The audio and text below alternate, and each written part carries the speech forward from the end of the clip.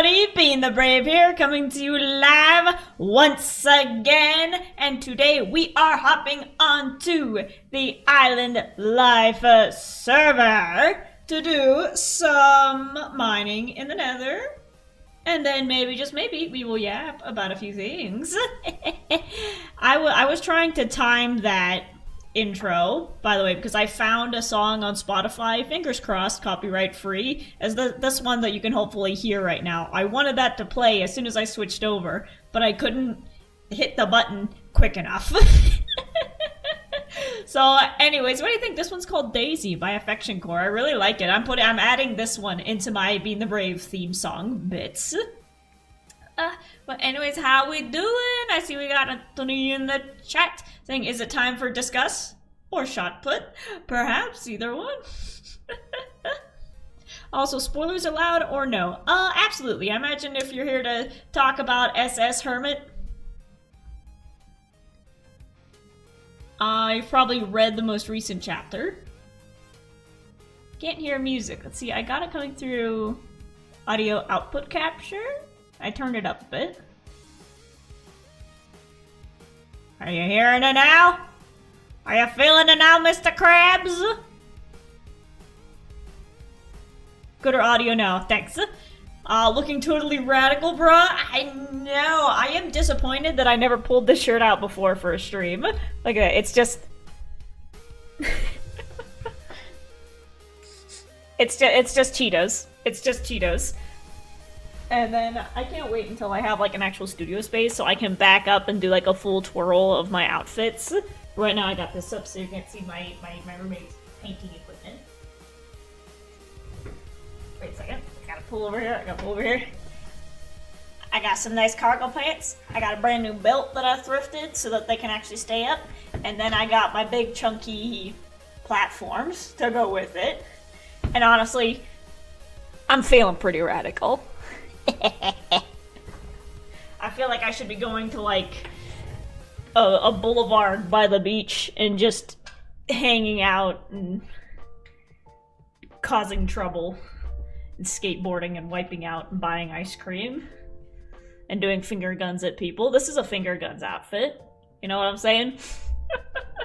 I'm adding this to my arsenal of Being the Brave costumes for streams. If you see me at like a TwitchCon or a VidCon in the future, I'm wearing this. And my roommate's here. Hello! Hello. I'm straight. Okay, I'm all out to give today. Oh, I'll tell you later. I like your fit. thank you! Alright, squad, are we ready to jump into some Minecraft? Boop, there we go. So let's on the There we go. I got the sunlight on this side, and I got the lights on that side. So I am beautifully lit until the sun goes down. There you go. Streaming. This works. Boop, there we go. Bring the chat back up.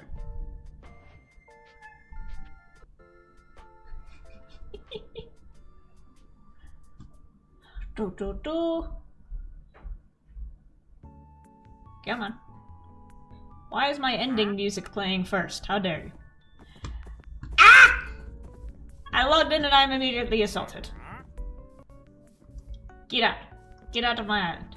I don't have anything for you, sir. What's that sound? Oh, we've also got the mini blocks. Oh, mini you can pay for diamond ore. Actually, well, in that case, I have a singular emerald. What do we want to spend it on? Before we get started on anything else, what do we want to spend the singular emerald on? Piece of skulk, pumpkin, spruce, a red mushroom block, some ice. Ice! A loom. I can give him a bucket of water for more emeralds. Blue ice. Wait, there's blue ice and packed ice? Huh. Coral. We've already got coral. He's getting upset with me. I'm taking too long.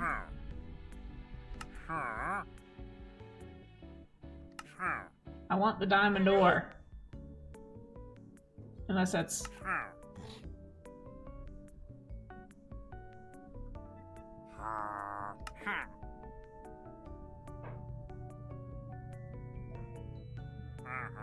Why you not take emerald? Why you not take emerald? Fine. I take my business elsewhere. Get off my island. Get away from me. Also, this is going to be a little bit of a struggle because since I've got sunglasses on, everything is really dark and blurry because I don't have my regular glasses on, but style points. We'll do it for the drip. Put those away. Bean, I really want to ask stuff about SS Hermit, but I also want more people to be here to listen to answers. Should I wait or ask away? Ask away.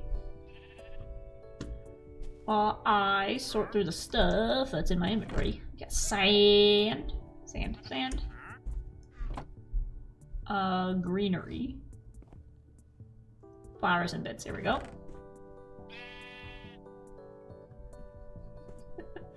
Fashion Soul's armor doesn't matter if you look as sick as hell. Exactly.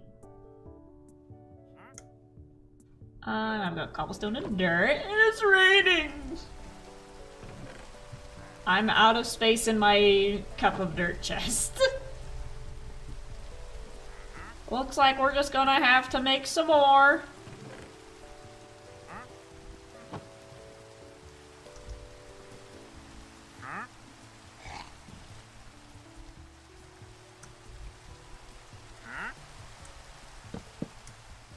Now, why'd you do that?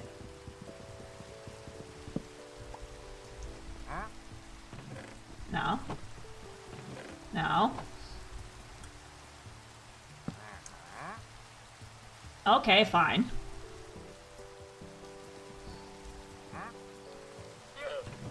Just put that one away, I guess.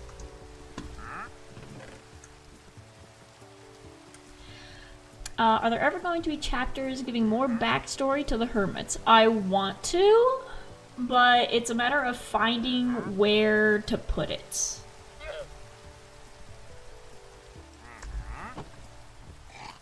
So, like, even if I don't have, like, time within the plot to, like, go through a full flashback showing somebody's backstory, I try to reveal their backstory anyways through dialogue. So, like, in the most recent chapter, False, talking about, like, how she kept trying to dig rivers in the backyard. And her dad had the groundskeeper keep filling them in, but she just kept making them out of the fountains that they had. So little bits like that. So even if I don't give a full flashback or like a full, you know, this is how this character got here, through dialogue and them just telling stories to each other, I try to reveal at least like little interesting bits that show more about them and like how they got here. Because that's a good thing to play with, especially when the characters themselves are still new to each other. So, like, they don't know the details about everybody else's backstory, so it makes sense for them to be like, oh, I did this once in my childhood, and someone else is like, oh, that's interesting, I didn't know that. So they're still learning about each other and telling stories about themselves to each other as they're, you know, getting to know each other as part of the team. Cobblestone.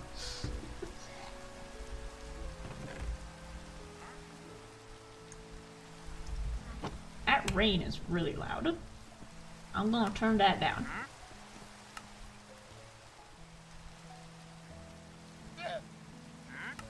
I have weather up to 100, that explains it.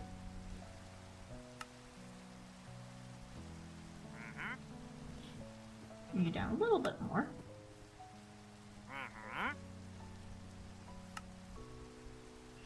Turn you down. Players 100%, music off. There we go, now it's a little bit less overwhelming. And we go to sleep! See, because Because I have backstories thought of for like some of the characters, but others I don't really have anything. So it's also a case of like some of them I just haven't thought of their backstory yet. Like Jevin, I had no idea that Jevin was a pirate until I started like actually writing out his dialogue, and I'm like, oh, that makes sense. That was his story. And that's where he came from. I'll add that in. So like when I started the story and I first introduced him, I had no idea that was part of his story. And then, you know, like chapter 12, and it's like, oh yeah, he used to be a pirate. Jojo, welcome, welcome. I hear the cats meowing. See, we are gonna put some stuff away. Do I have a box for bone meal? I have one for mob bits. Do I have one for bone meal specifically? I do, right in front of me. But we'll put that away. Deep slate. Polished deep slate slabs. Nice. Gravel goes over here. Andesite goes with the granite diorite. And we just made a whole bunch of copper shovels to help with picking up the sand. So we'll put those away in the toolbox. And I think I'm due for a new pickaxe. I do have a new pickaxe. Okay, and we'll be picking up quartz today, so that's going to mend it as we go. How much progress have I made? Not much. I haven't logged in since.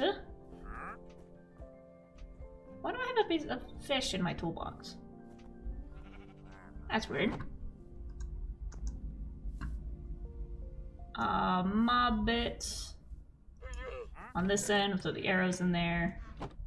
Sticks. I don't have a spot for sticks. We'll put that in there.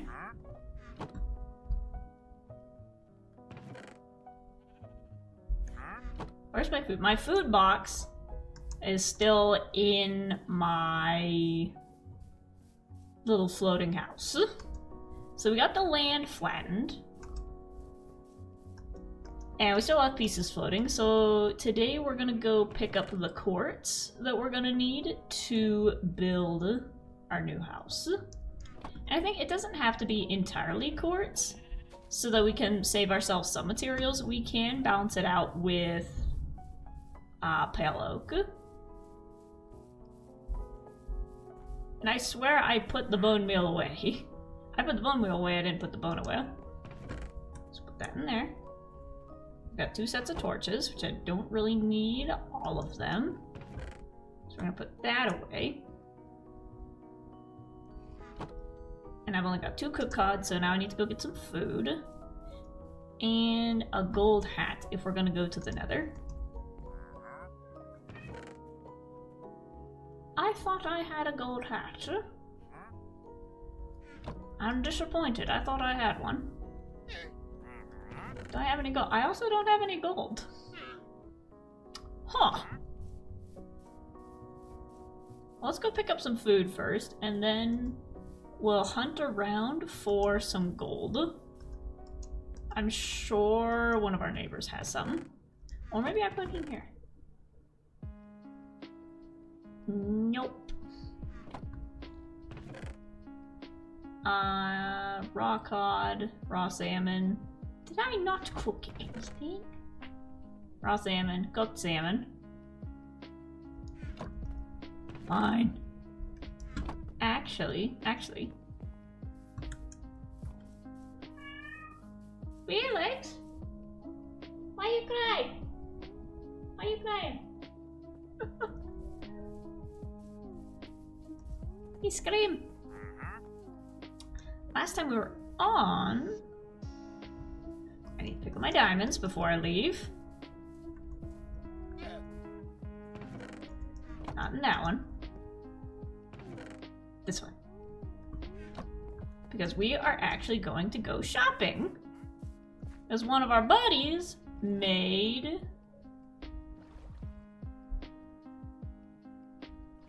world spawn. One of our buddies made a store with golden carrots.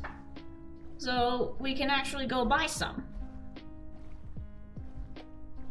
There you go. Today I played for the 6th time in my survival hard mode world. I got 2 unbreaking 2 diamond pickaxes from training with the toolsmith. Cool!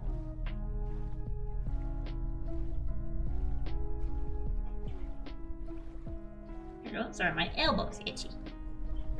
There we go. And see, today I'm gonna see how far I can get just in the nether and just with. My goal is to just pick up quartz so I can build a cool looking house. That's my mission.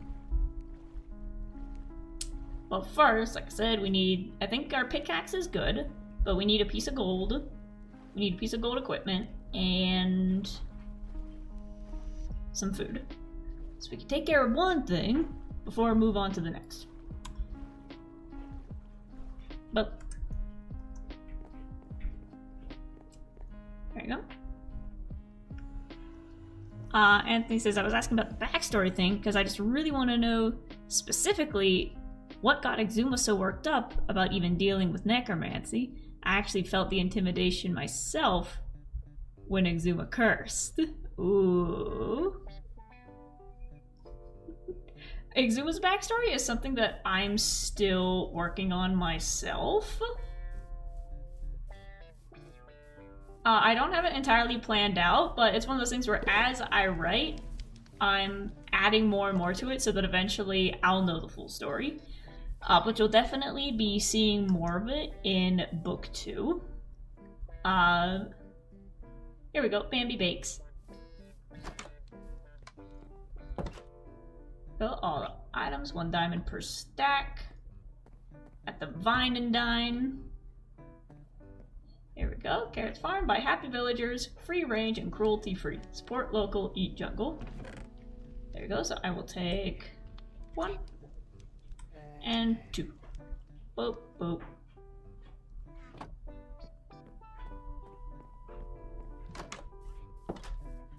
I also want to make a point to the chat that I have implemented a no backseat gaming rule for all games across all streams. So, if I feel like you're backseat gaming me, I'm gonna mute you. Okay? Luffy Tick, welcome, welcome! There we go. I just bought myself some golden carrots, and now I need a piece of gold so that I can actually go to the nether without getting stabbed. Oh, wait, I just remembered. We have a skeleton spawner. That took a really long time to fall down. AFK pool. Okay, it's been a bit since I've been down there. Here we go, and when the skeletons drop, they lose their items. Sometimes they drop gold items. There we go. I need just a pair of boots. There's Sumus, welcome, welcome. I just got myself a pair of golden boots. And is there anything useful in here that I can put on?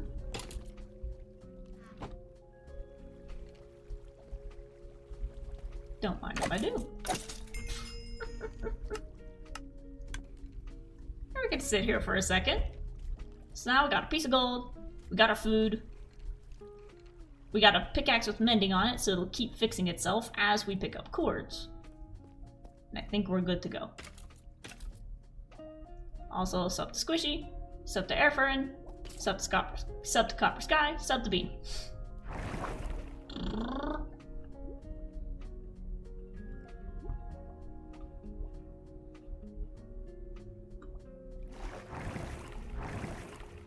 Is this public the mob farm? Yeah, this is our communal mob farm. And I'm actually gonna put these inside so they are nice and safe. And I don't need the cod. I'll put that there. And I think we're good to go. I'm nervous about going in the nether. I usually don't go here. I Sumi says, I'm gonna go play Minecraft and watching you stream. Awesome! Good luck. Let's see. Okay, I got my boots, so I'm nice and safe. For now. And I'm gonna have to take my sunglasses off because I can't see anything.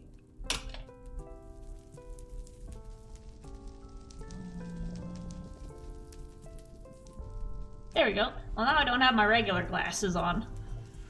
Oh boy, we're mining in the nether blind. Okay. So this is our shopping district spawn. You know, our main hub portal.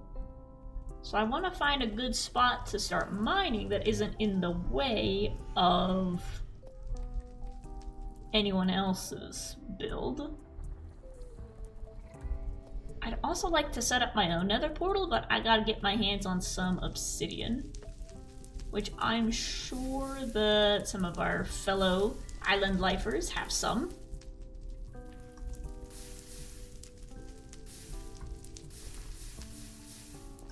I think any quartz. Oh, there's some quartz right here. I was about to say, I think any stuff close to the spawn portal may have got picked up already.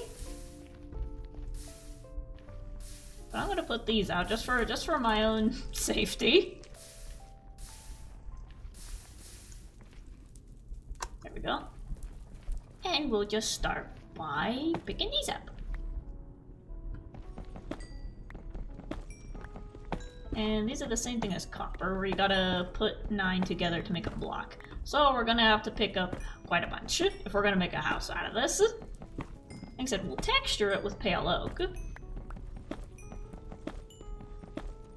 so that we don't have to use 100% quartz, but it's gonna be mostly quartz. I see some on the ceiling. We got a bunch of mushrooms over there.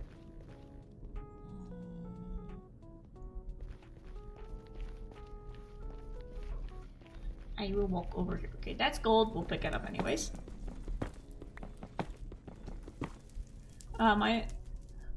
What trees are you building? My own custom trees out of mangrove mud walls, spruce fence. Where are you? Where are you? I see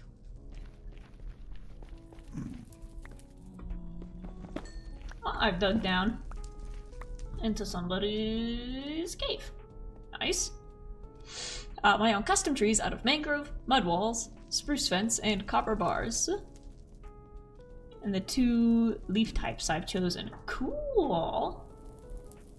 I'd like to make a custom tree at some point, because I had a lot of fun making them over on Watercraft, where I was making the colorful trees for the sheep island. I did really like that, so I want to make some more custom trees in the future. Right now, my goal is to practice building, making houses and making walls with a roof attached, because that's what I struggle with, so that's what I'm gonna practice. You know, this looks like a nice little corner to just start digging into the wall.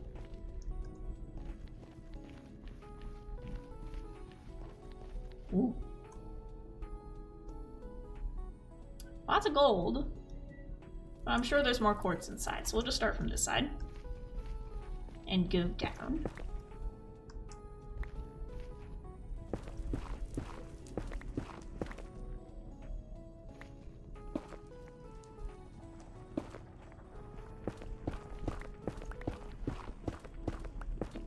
I saw quartz on the ground. Ah, I'll grab it when I head back. And I think this is a nice little corner over here. Like I said, with this being sort of our communal nether hub in its early stages, I don't want to accidentally dig into somebody else's build that they have planned, or just plow my way into someone else's tunnel. So I think over here in the corner will be nice and safe. Safe from disturbing anybody else's projects. I'm totally putting a fin and out down here. Like 100% I'm putting a fin and out down here. Oh, there's some quartz. And now we have blocks to staircase with.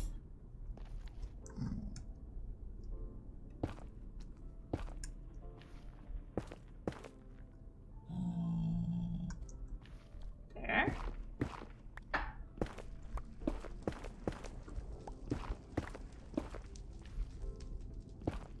I'm just gonna scoot over here. Anthony says, does Jevon pay taxes? No, because the hermits are of no fixed address, none of them have to pay taxes. That was a big draw for a few of the members. It's a bit hard to see. I'm not sure if I turn up my screen brightness. Picture brightness. Does that make a difference over there, or is that just on my end?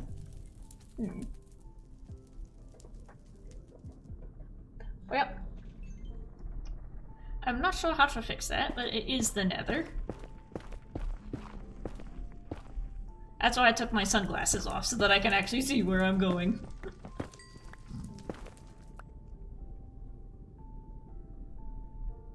Got bits on top.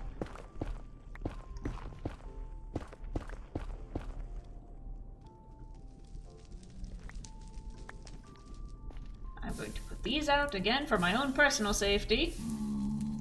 I'm going to try not to smack you. Let's try to get up here.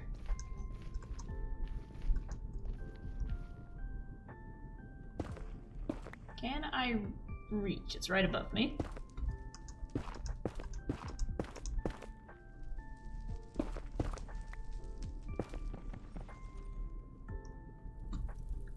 There we go.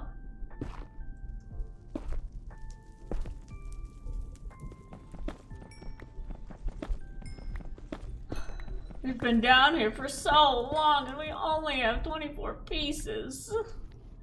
This is gonna take forever. Whose idea was it to build a house out of this stuff? Who did that? I'd like to have a word. Just want to talk.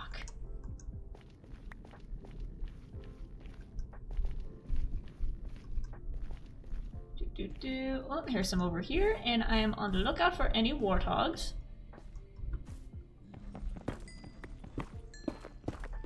It's like when you park all the way at the end at a store, and then you come out of the store and you're like, I gotta walk all the way to the end to find my car.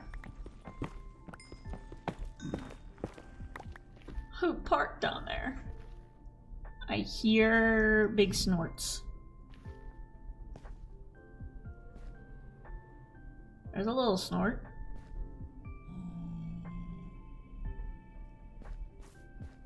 You might hear the cat screaming in a bit. They're starting to wrestle. There we go. We got some in the ceiling.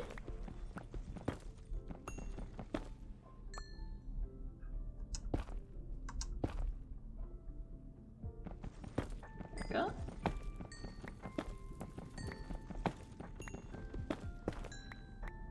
Maybe it's the hoglins, perhaps.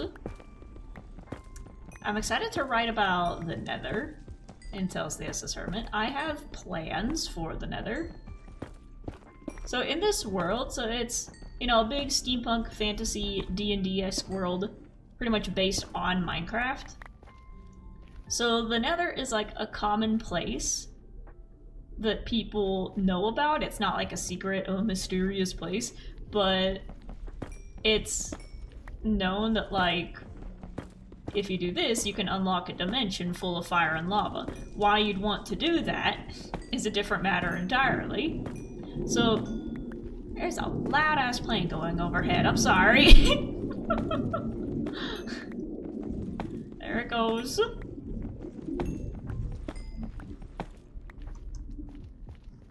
There's some more over there, and there's somebody else's path.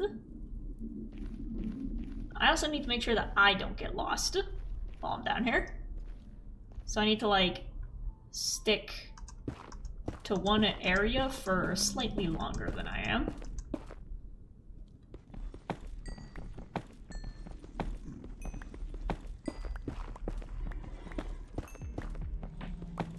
There we go.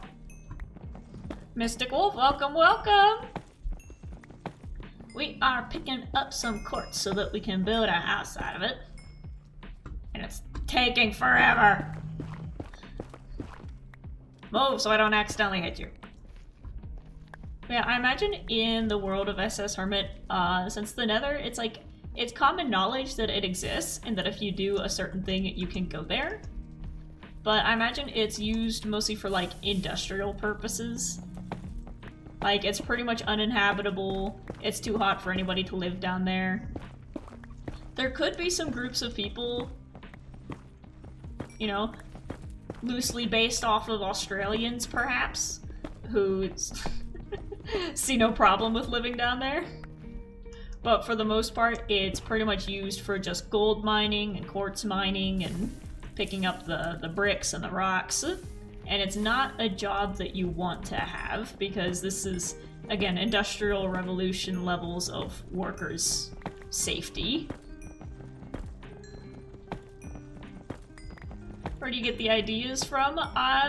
Mostly from playing D&D, honestly. There we go, this is just my excuse to turn the world of Minecraft into an arcane level fantasy world. So like, imagine the world of Lord of the Rings, but it has advanced hundreds of years to the Industrial Revolution, so you still got your elves and your halflings and your dwarves, and dragons have gone extinct by now, of course, because people kept hunting them. But now it's...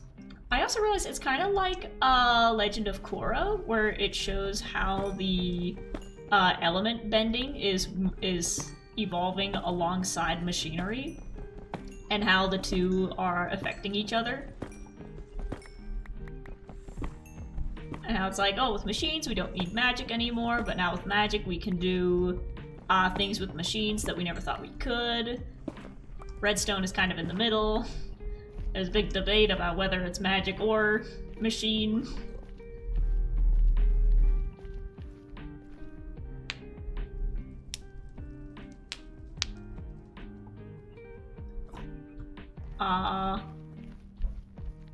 Dude, you do well if you executed these ideas into a Minecraft movie. Well, right now they are in the form of a novel, a Hermitcraft fanfiction novel. So it's all written down, like I said, Lord of the Rings style. And I do plan on animating bits myself, so you'll see some pieces come to life, but that depends entirely on my energy level and how long it'll take to complete them. Because trust me, I have ideas, and you will visually see the world come to life through my animation skills. But it gonna take a while. So I'll focus on writing the story first. How dare they kill all the dragons? I know, how dare they? Supposedly they're all extinct.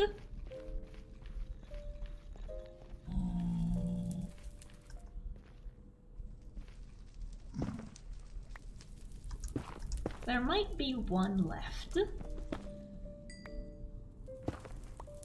I do want to have a moment where, as the hermits are like digging through, you know, as they're just like mining on the island, they come across like a dragon skull, like a fossil, and they're like, oh.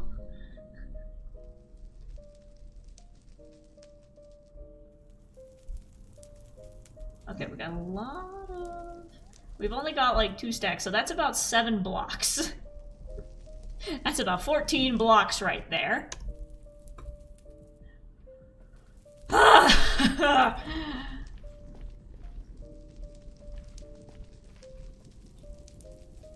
I want some of this? No, it's ugly. Okay, here's someone else's portal. Good, in case something goes wrong and we need to make an escape, we can just jump through there. That's the woods we were in earlier. Okay. Got some gold down there. Excuse me, who is this? Who is this? Nettie's land. Nettie's. Nettie's got a cool house. We can pop through there. Actually, I'm gonna pop through here and show off her house.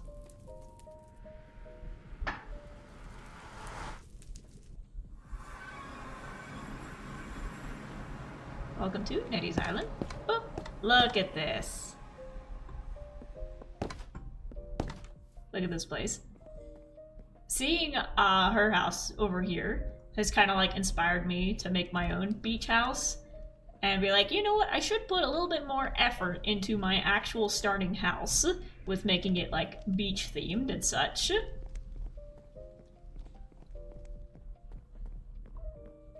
So my place is going to be sort of a modern style resort that's like, you know, very sleek and white and very vacation home-esque, kind of like this, but instead of wood, it's going to be, you know, the quartz and the marble.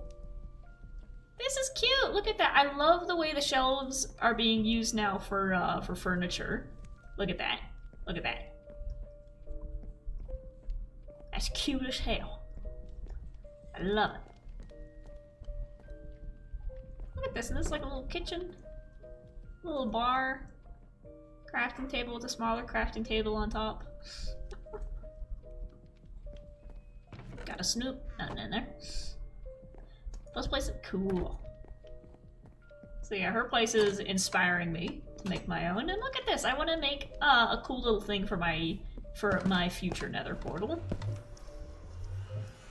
Oh, look at the ice out there. Sweet. Back to work. Back to picking up quartz.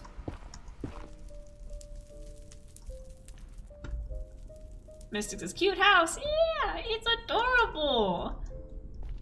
I need to show you guys Bambi's island. Bambi's stuff is really good. And Zen's made a really cool house as well. Sam's just made an entire island. The being low turns into the being go low to the nether. Oh, there's more up there. I'm working with no glasses and hair in front of my eyes. I'm debating if I want to grow my hair long again, because originally I wanted to like cut it short and then just have it grow all the way back down to my waist where it was. But now it's like getting in my eyes. I'm like, I don't know if I want that back. I don't know if I want that back. It's gonna be a hot summer, and right now being able to feel wind on my neck is really nice. I don't know, I've only had short hair for like a few months and I've already gotten like super used to it.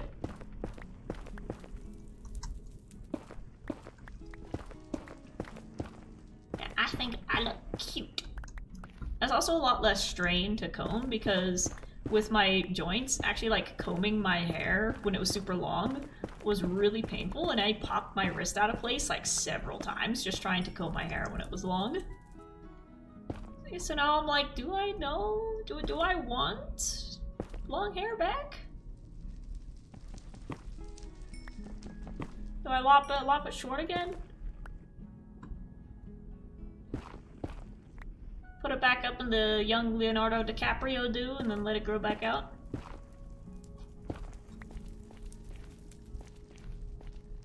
I think so. I think because usually, previously when I would get my hair cut short, because I would get my hair cut up to my ears in like a bob. A few months ago, this was the first time getting my hair cut all the way up. Your poor wrist, I know.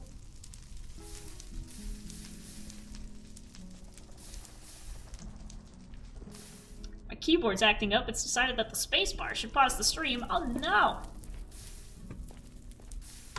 Mine does that too, where like spacebar is automatically like a binded key to like pause, and it's helpful for when you need to pause and you're doing something else, but then if you're trying to type...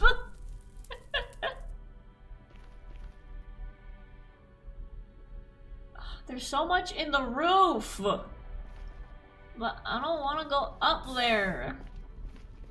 There's lava down there and it scares me. But there's quartz down there. We will go down. Not this way. That's a drop. We'll go down the other way.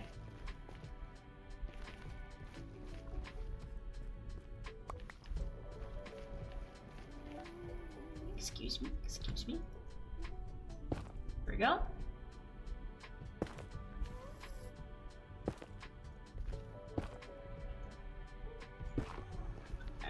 hear a ghast.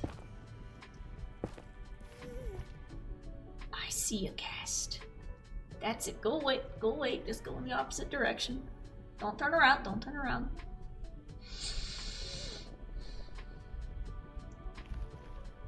Okay. I'm gonna make a hidey hole over here for when the gas comes back, so we can just run inside and plug it up. Put a torch there.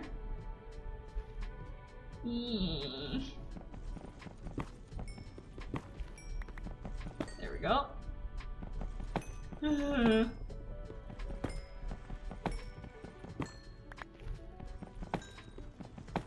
we go.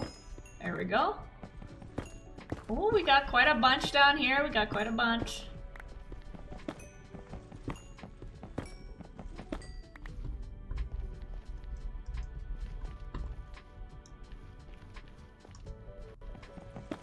There we go.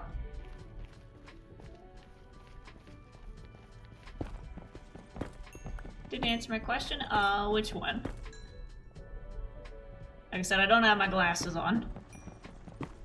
You know, Evo. Evo. Nope. Can't say I've heard of that. There we go. Oh, we found some really nice veins down here. Look at that. But I see on my little map that we're getting close to lava, so I don't want to go too far in.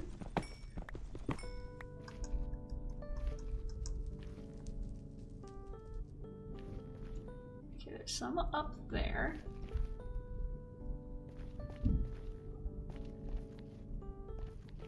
You know about parkour civilization? I know of parkour civilization. Are they part of that? There we go. Loopy says I turned it off for a couple minutes and turned it back on. It's working properly now. Nice. You don't want to miss a moment of my cute face. I just immediately end the stream out of habit.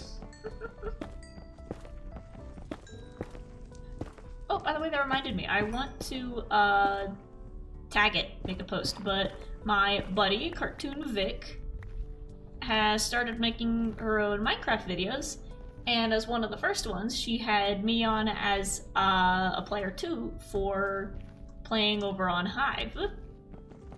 And it was a lot of fun. And I think she did really good for, you know, second video on the channel, so I will link that so you guys get to see me and her goofing around with the mini games, because that was a lot of fun.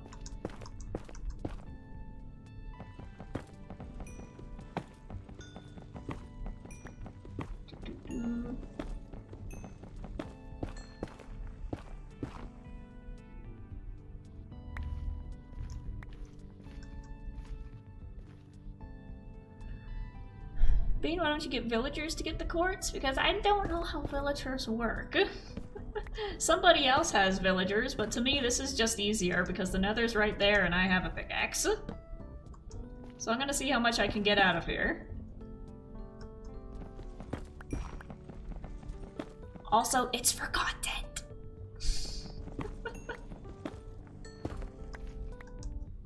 I need something to do. I think that's it. There's so much in the ceiling. There we go. So that's 7, 14, 21 blocks. Nice. What about Fortune 3? I also do not have Fortune 3. My goal is to wander around the nether and pick up quartz as if I was picking berries. And music just got really intense, so I'm gonna turn...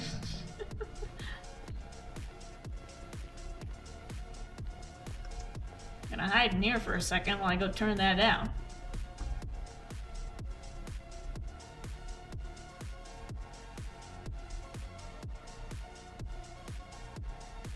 Wyatt! There we go. I don't want to turn it off completely.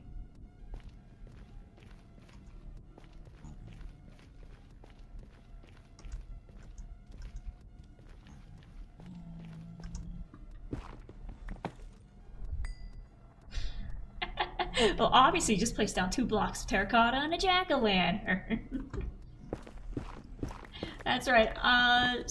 This is going back into Tales of the SS Hermit. I imagine the villagers are clay golems, the same way that, you know, iron golems, and copper golems are copper golems. So I imagine the villagers are clay golems.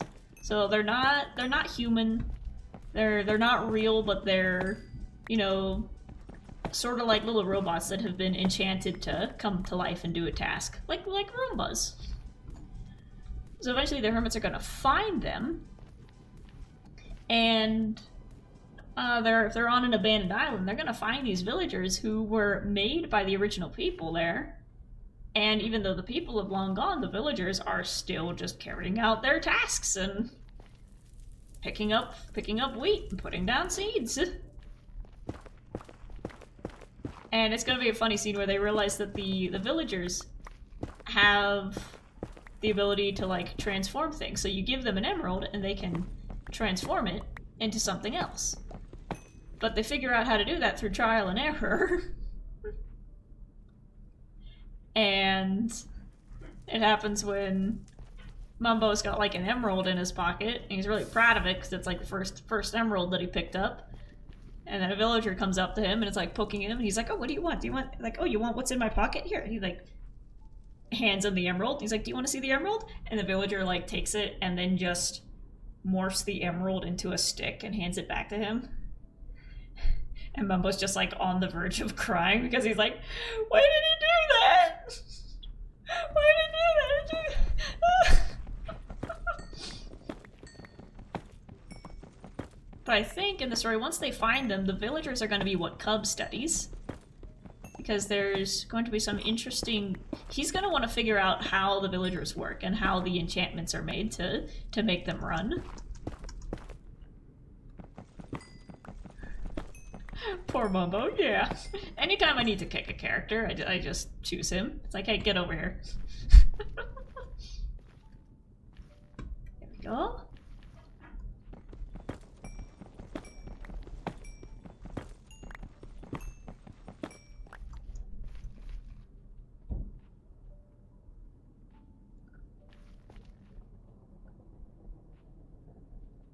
Well, looky that.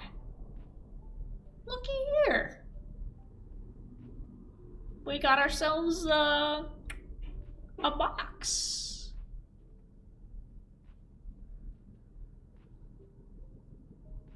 And you know what goes really well with white is black. Black and white go really well together. So if I've got quartz, is the guy in black gonna attack me or does the gold protect me?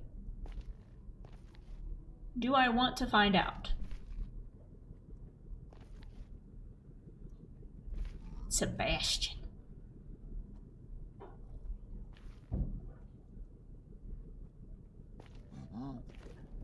You gonna stab me?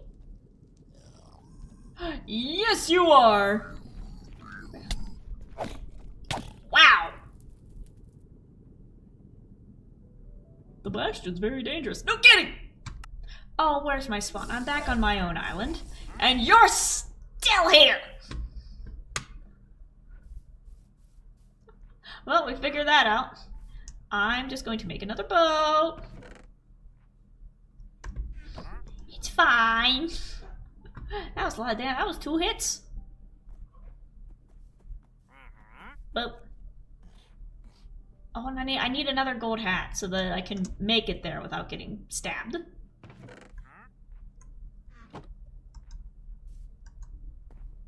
Are we on hard mode? Actually, I think we are on hard mode. I think we are. Somebody... I remember when we first logged into the server, we were, you know, in the circle, getting to know each other of like, "Hey, nice to see you, hi, nice to see everybody, hey, I'm excited for the season." And then we, like, looked at the stats and it was like, "Who put this on hard mode?" And Sam was like, "Oh, that was me. Can we turn it off?" Nope. Okay. So, we is on hard mode. I can just get rid of those. It should be far enough away that and there's nobody else online, so it shouldn't despawn.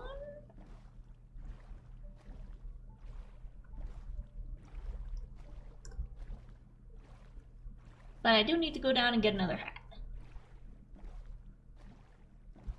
A hat or a pair of boots. Mystic Wolf says Sam wanted this to happen. Yep! We have fun here.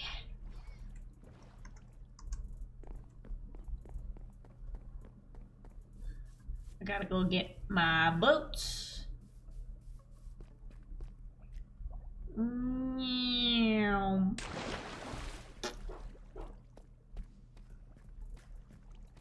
And where's the gold stuff? Here we go. Chest plate, fine, that'll do.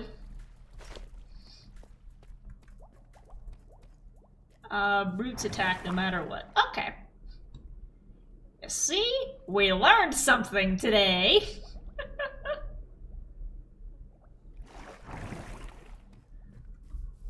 I love my trials and errors. There we go. Oh boy, now I gotta remember what direction I went. I think we went over to that corner. We went up.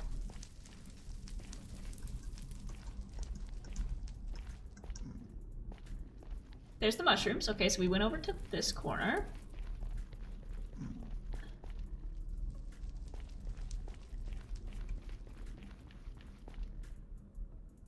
Did I go over here or did I go in the other direction?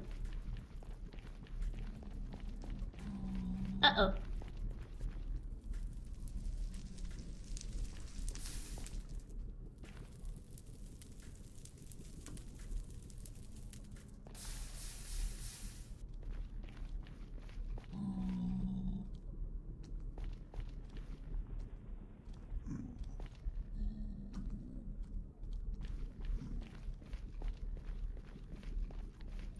Did I go this way? Or did I go the other way?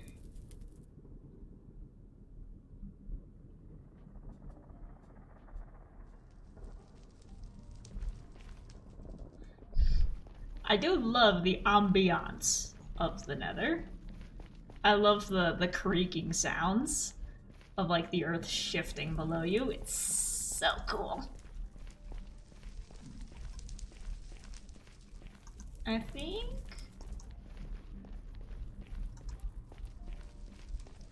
think I came over here because this was my little tunnel. Yep, this is the way. This is the way. Here's my staircase. Oh no, he's gonna be guarding my stuff.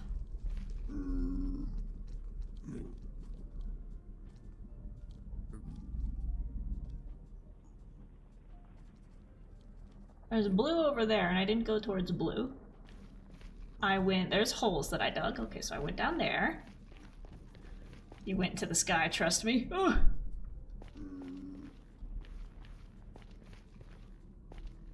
Okay, here's Nutties. Ouch.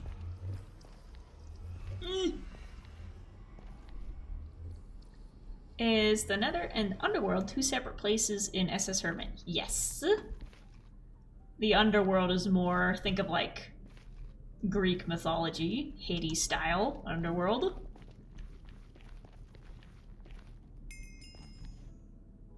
I thought someone was shooting at me. That was my energy coming back. Excuse me, pardon me, excuse me, pardon me. Scream and run! Scream and run! Sword! And then we run away. We run away to make sure he is not chasing. Oh, okay, but my chest plate is still there.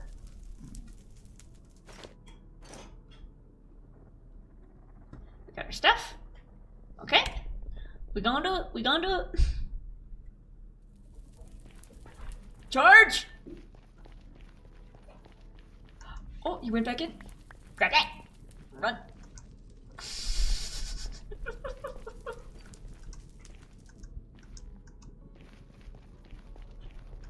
He's not there.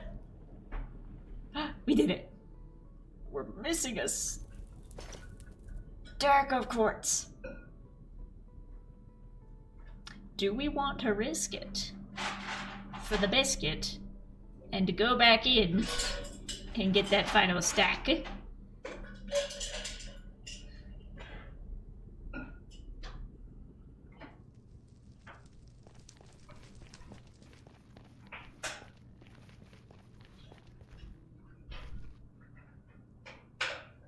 we risk it for the biscuit? Do we risk it for the biscuit? I'm being the brave, not being the cowardly. I'm gonna risk it for the biscuit. Got it. And now we bounce.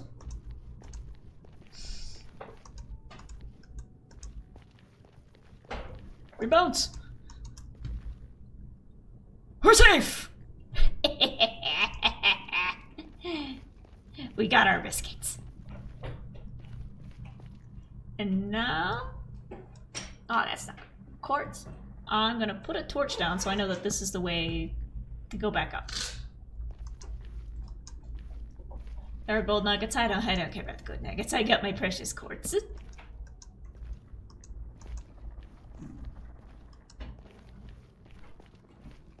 And we'll have to come back to the bastion later because that is... We should be able to find it pretty easy because that's right underneath the Nettie's pathway.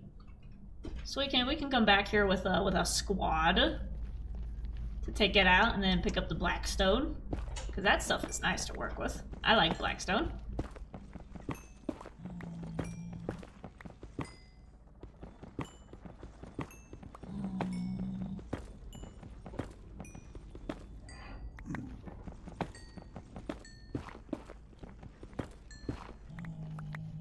But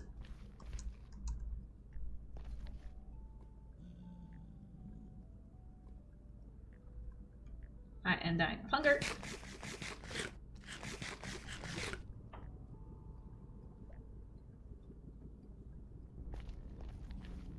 Is there more? We have lava.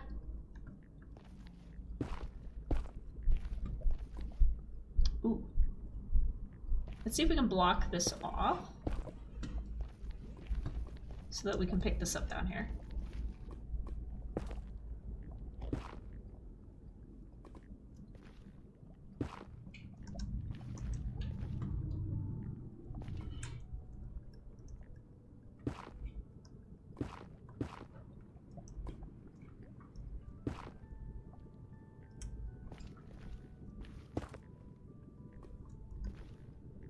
Yay! We did it! Just a little bit extra for structural integrity.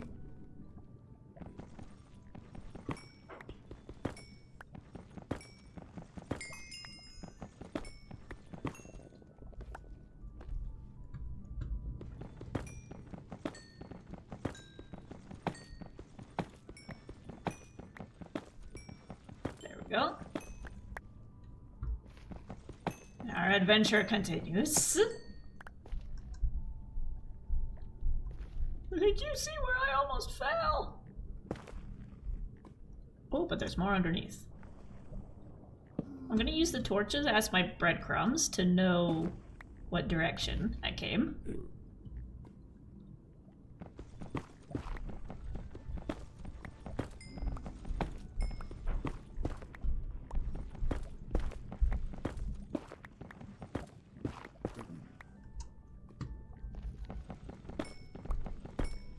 Oh, I can turn the music back up now. The loud one's over.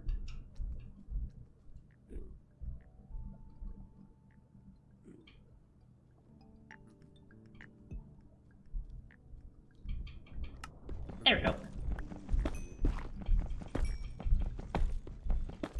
That would be handy to have one of those little dial boards where I can just turn the Spotify music up and down without switching screens. Ooh!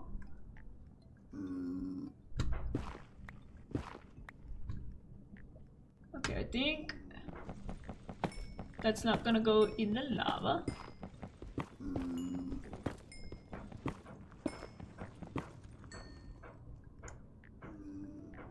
I don't know if you guys can hear that, but our pipes are making a lot of loud noises.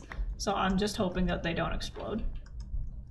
So if you hear any clack, clack, clack, clack in the background, that's just the pipes being upset that they have to move water.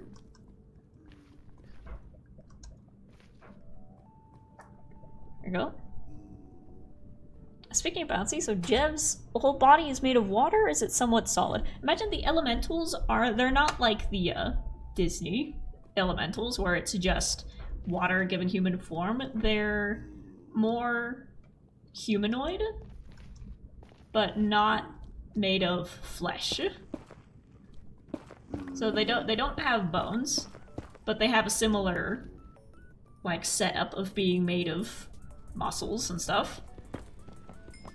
But it's kind of they are definitely more gelatinous. It's weird to explain because I'm like, I don't know enough about biology to explain it, where they're not flesh, but they're kind of like the slimes in the game, but they're more solid than that. So they're not like Jello, but they're not skin and bone either.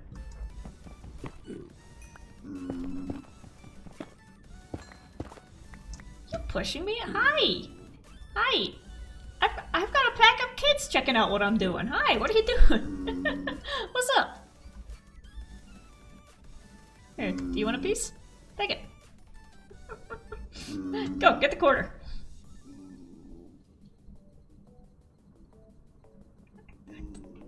I don't know what you want from me, man. Just stay out of the way so I don't accidentally hit you. He's just living surface tension, pretty much. I think. I wasn't sure because in the art he looks really watery, but then you said he couldn't squeeze through the gap in the well. Yeah. So he's not gelatinous, but it is one of those things where, like, after writing it, you guys brought it up, and I'm like, you know what, he probably would be able to. But maybe he just didn't want to. He's like, nah, it's uncomfortable. We'll send Folsom to do it. Excuse me, babies. I'm worried about being near the lava. But we did get almost another stack. Oh, there's a little strider over there. Cool. It was uncomfy for him. Yeah. He's like, I don't want to. Oh, soul sand. A very tiny bit of soul sand. Okay, so now I think we'd better head back up before I slip and fall and die. There's Nutty's portal as our marker. I will simply do this.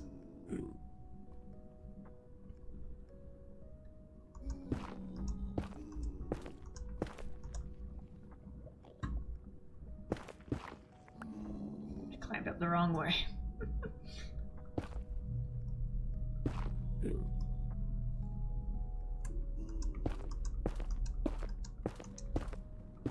There we go. Whoops. Pardon me, Mr. Endermoon. I see a piece of quartz up here. Let's try to climb up here without smacking these guys. Excuse me, sir. Excuse me, pardon me. Excuse me, pardon me.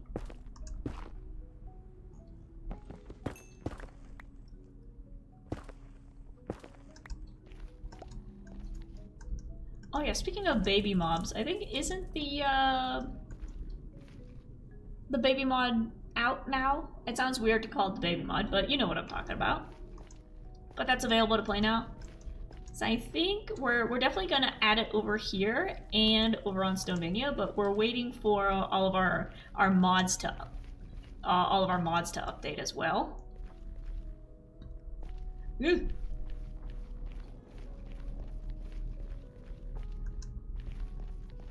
So eventually, I'm excited to see the baby chicks. Because to me, those are just funny looking. It's like, how do you translate a chick into Minecraft? Simply make it a very small square. It's just a cube. It's just a cube. What's up, dude? You don't like the nuggets. You prefer ingots, right? Yeah, you don't want that.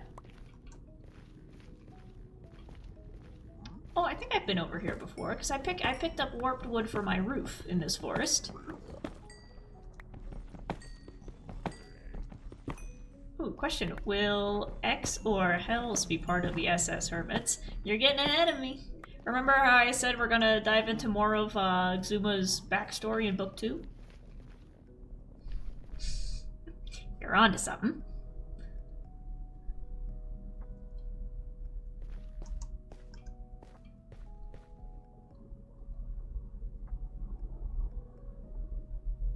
Oh, you said his ass still censored? No, it's there. It came through. Okay, we got some gold up here.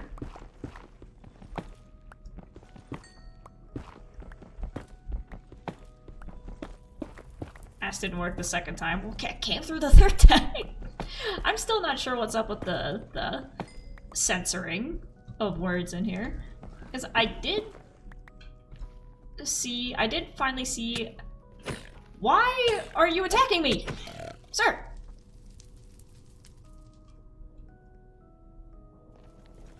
What the hell was that for?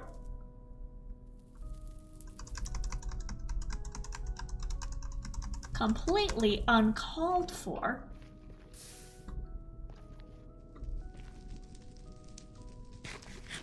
Bruh. And you break gold, piglins get aggravated. Oh.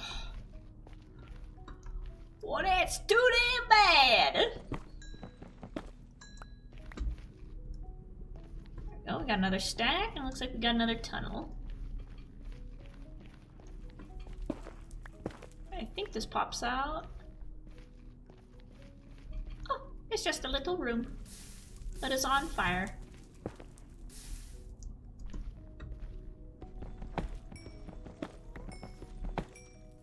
There was a very amusing line I can't quote in the latest chapter. You got Skinny's ass, you getting in the hole. Like I said, me and my brother grew up running with a very redneck crowd. We were in the rural area of town. So there was lots of folks with cowboy hats, lots of folks with big trucks, lots of folks with, you know, too much time on their hands and quite a few bottle rockets, stuff like that. But of all these rednecks, they were very big, beefy people, just families of absolute mountains of people. And then here comes me and my brother, and we're super duper tiny. We are absolute peanuts compared to these people. So as we hang out with them, if they needed somebody to fit between a crack to like get a wire between point A and point B, that was our job. This line, you got Skinny's dad, you getting in the hole. Usually it was garages. I had to octopus my way through a few garages because these places would just be like packed with old engines and dirt bikes and golf carts and who knows what, bags of dirt, gardening materials, tools, boxes of who knows what. And if they needed a tool that was all the way in the back and they're like, well shit, I can't reach that, Bean, get back there. And I just scamper through the rubble like a squirrel to grab whatever it was they needed.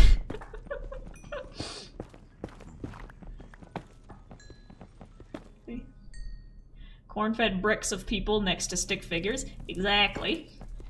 Me and my brother were absolutely the runts of the pack.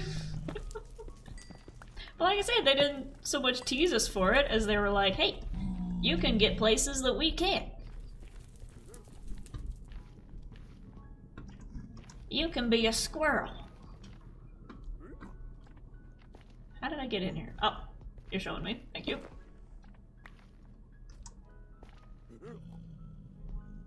Ooh.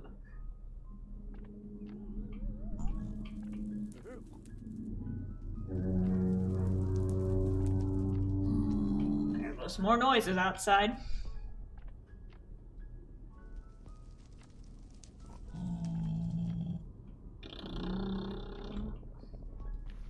I think that's also where my fascination of like engineering and stuff came from, because like hanging out with those folks, there was just a lot of days of working on cars or fixing fences outside in the mud while it rained. So a lot of those adventures kind of made their way into the outdoor work of the hermits as I write them.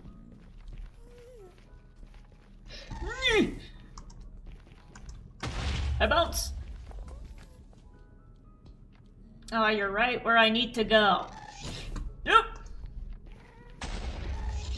Fine, I'll go the other way.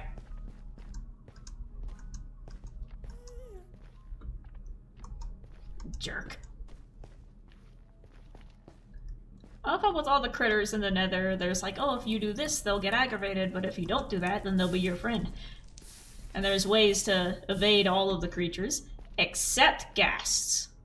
They hate you no matter what. It is on sight. It is absolutely on sight. The second they see you, you are dead. There's nothing you can do.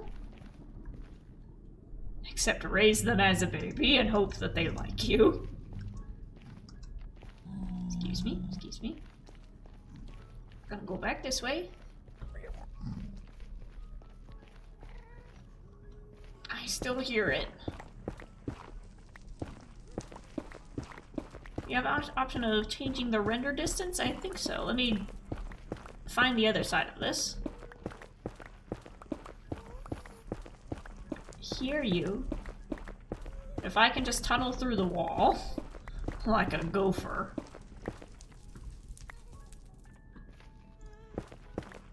Actually, I'm gonna use my map up above. Okay. So that's where we were. So we're gonna keep going above that.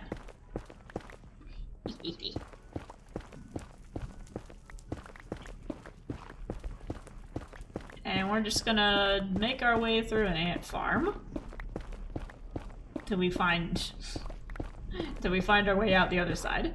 Just like that. See? No ghast. But we are somewhere completely different. Okay, so I started on that side, went around the corner. Imagine you're riding a happy ghast and it randomly turns on you. It'd be funny if you did like have to raise it a certain way for it to remain happy ghast, and there was like a chance that it would just turn into a regular ghast and turn on you. And it's like, you know what? Never mind.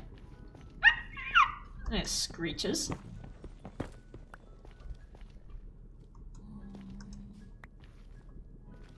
Hello. Excuse me. Okay, there's a lot of open space over here and a lot of monsters.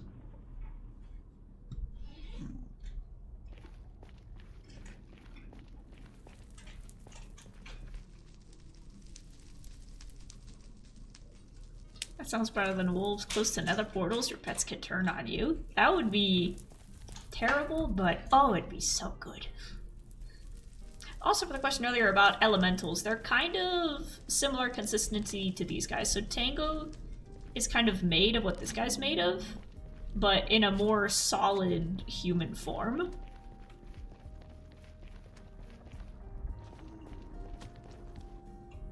There's a lot of creatures. I don't want you knocking me into the fire. But we've got somebody's tunnel over here. Going through the bath salts. So I will just hop in here for safety. Excuse me. There we go. Which direction do I go? I don't know.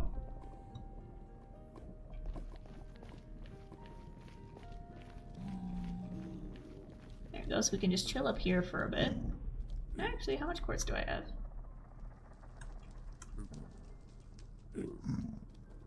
Quite a bit, but I would like more. This is where, if I can get my hands on the materials for another chest. Would you shut up? This would be helpful, so then I can just put my stuff in the ender chest without worrying about dying and holding on to it. Can Tango canonically melt? Referencing your Tango with Donkey. Ah. I'm gonna say no, but adverse weather can still affect him greatly. Excuse me, I'm gonna pick this up.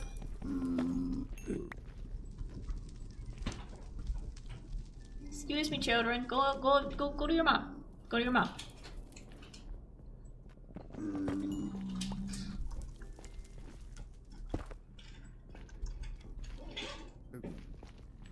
We get a little bit over here, as long as... Fingers crossed, nothing spawns and knocks us off the edge. Boop. They think I'm the mom? No! Do I look like?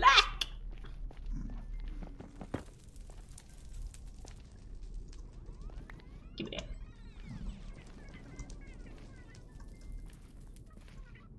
that.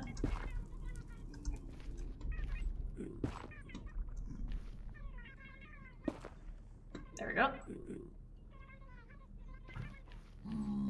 I think I need to go this way to get home.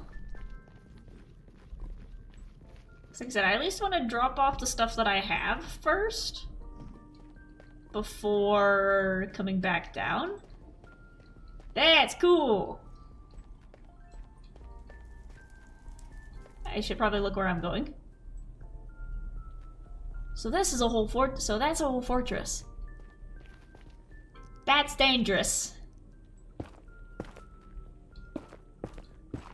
I think somebody got attacked over here. Looks pretty safe. Does this take me back? Or am I going further away from home?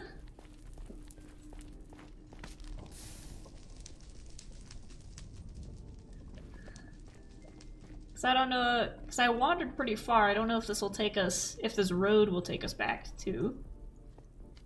That's not obsidian, that's blackstone.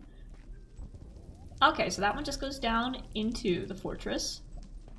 So that if I go the other way, then I'll end up back at home.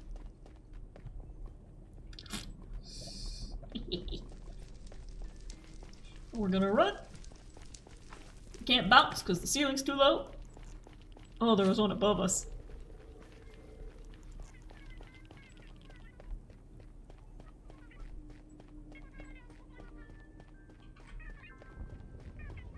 There we go. So this should take us all the way back to the main spawn.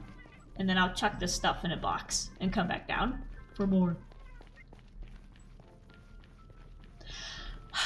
Anyways.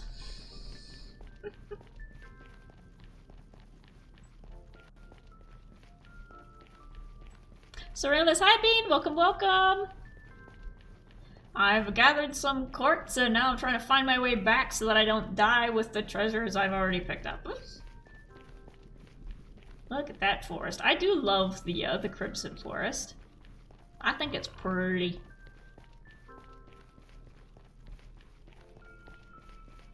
Oh.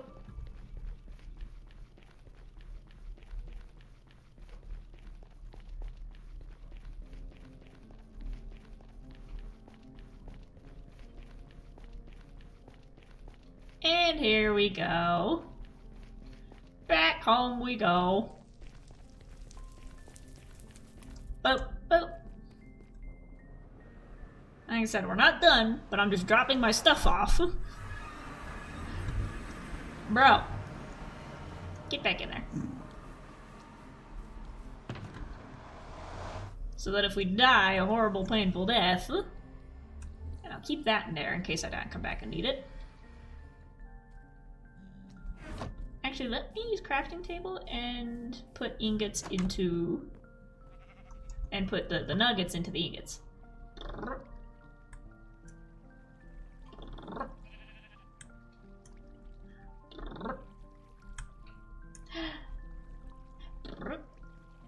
Oh, I messed it up.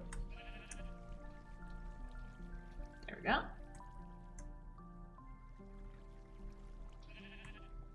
I need to find some more energetic background music. So far, all of the copyright-free stuff I found has been very lullaby-esque.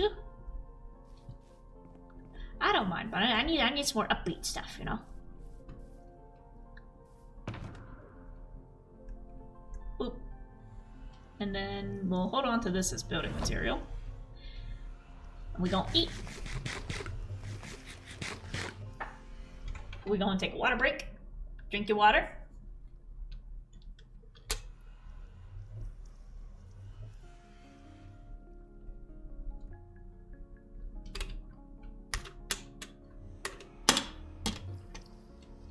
YouTube channel NCS Sounds. They have a lot of copyright-free music. Ooh, I will have to go check them out. Your water bottle's cute. Thank you. It's my favorite one. A while ago, it broke because there's like a seal on the inside that like keeps the water from, you know, pouring out when you do that. And the seal came off, and I was very upset. And I realized that I am in fact just a toddler because when my favorite water body broke, it made me stop drinking water because I was like, well, if I can't drink it out of my favorite bottle, then what's the point? But I fixed it. So now it's back. And I see the light outside is changing, so now we'll turn on this desk light. There we go. Now you can see me. I got a hair in my mouth. Blech. Frank's living with a cat. Up we go.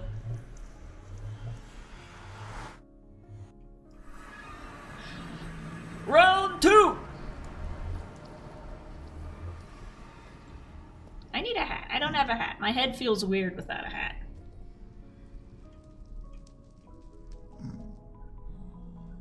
That's real. Not something valid, but I felt that. Yeah. It's like my favorite water bottle broke, so now I don't want to drink water if I can't have it out of that bottle. I bought another bottle, and it was also pink and also cute, but I didn't want to use it because it wasn't the one that I liked. It had a straw and it was weird. I'm gonna go this way because that guy's going that way. And I'm like, I want my bottle. I want the one that I like. Look at that, they're a whole family. That's cute. Don't worry, I'm just passing by. I don't think this is a safe direction to go. I should be inside this, excuse me.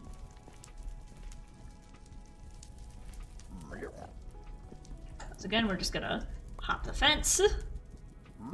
Put that back, and we're gonna go this way.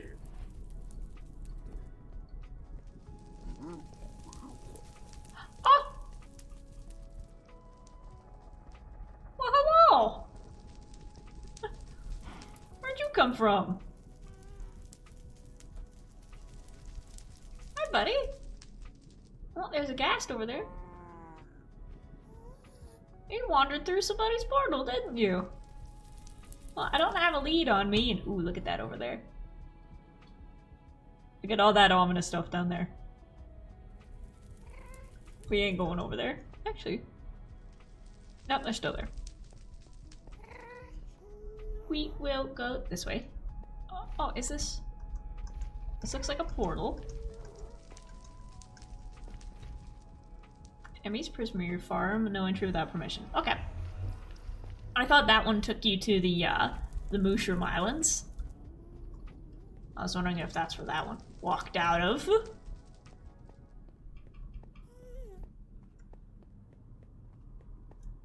Let's see. I learned about pigs and lightning the hard way. I knew it, but I learned the hard way that lightning goes through leaves. Oh. I named the zombified piglins after the farmhands on Lon Lon Ranch. I remember that. That was one of ZF's advancements recently. Emmy's farm. Okay, I don't think I'm supposed to go this way. I thought it would take me further. Not from that way. There's quartz up there. Let's follow Mr. Mushroom. Hi. Where are you going? I'll follow you. Over here. Don't fall off the edge.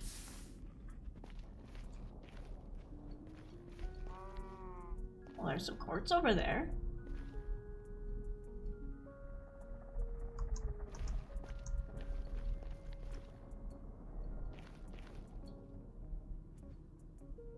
Oh, that is so cool seeing it from up here. It's spots like these that really make me feel like the overlap between like a Dungeons and Dragons fantasy setting with Minecraft. It's like, look at that. Look at that. I love that. And I think we can bridge over there and just start picking this stuff out of the wall. Yeah, don't you snort at me.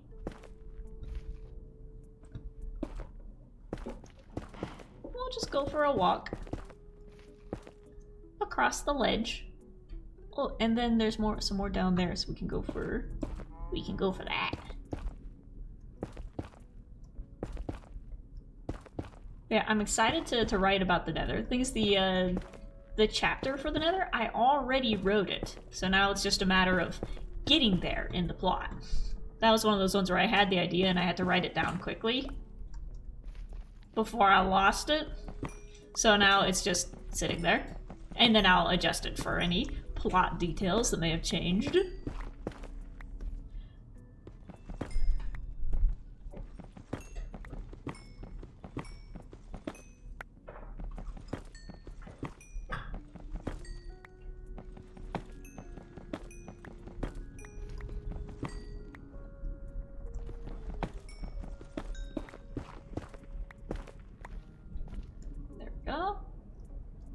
We've only got 20 pieces so far.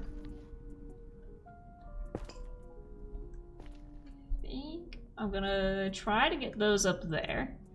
So if we fall, we got a tree in the way to help.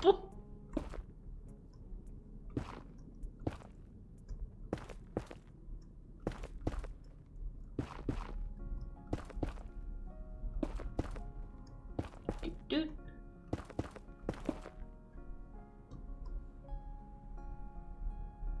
I think I need a little base over here to catch it so it doesn't fall every time.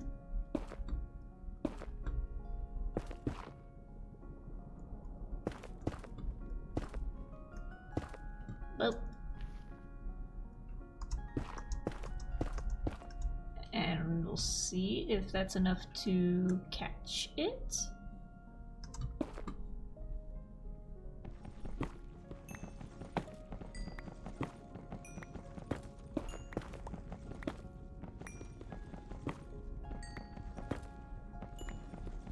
Do. And do. There we go. Safe and sound. Ooh, there's some underneath.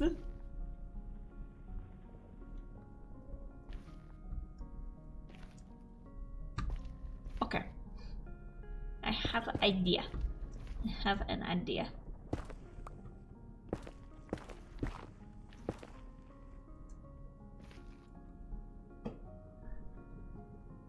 Let's see.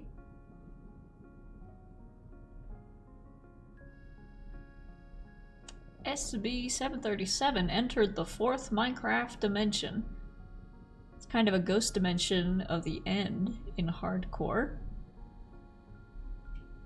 That sounds like a fantasy newspaper headline.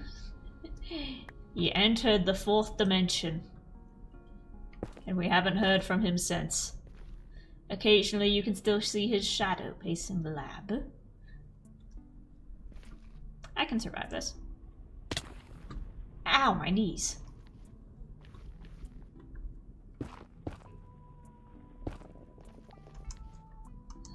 And now I just gotta build my emergency staircase back up. This is why I hold on to all my netherrack.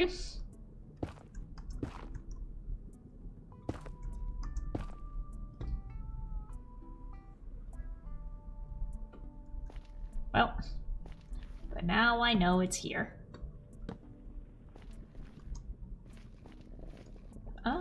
I see some quartz.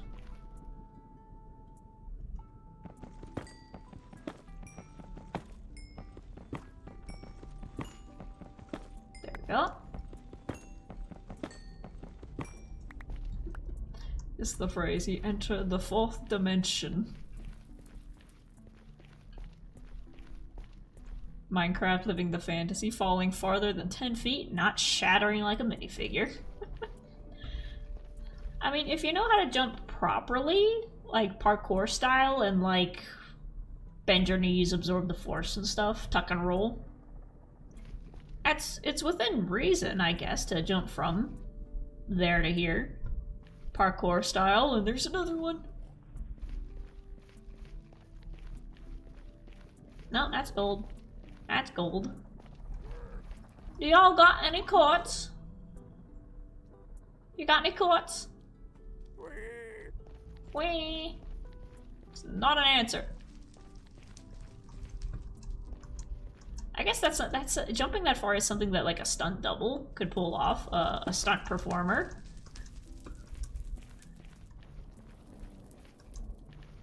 Stunt double has got to be one of the wildest jobs out there. And I followed a few on Instagram, and they're just like, yeah, I get to be lit on fire today and dropped out of a window. This is exciting. I haven't been on fire in a while. And it's like, wow. What a life.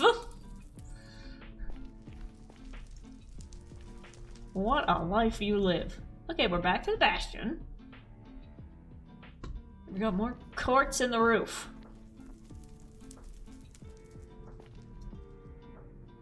That's gold, that's gold. Come on, I want it. Fine. Well, that's just jackass. No, but imagine being like a stunt performer and getting to do that for a living with like the safety features involved, of course. Ouch. Pardon me, pardon me. Don't worry, I'm not touching it. Hi. Excuse me, I'm just trying to get up there.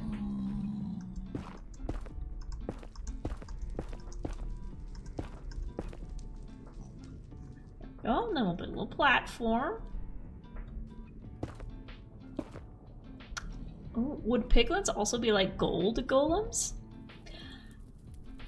That would actually work pretty well within the story, because I was trying to think of like how to write them in without them, because in the world you've got like actual human animal hybrid people of like satyrs, sheepkin, bullkin, stuff like that, and I'm like, if there's a race of pig people, well then within the context of the story they're gonna be like actual people, and to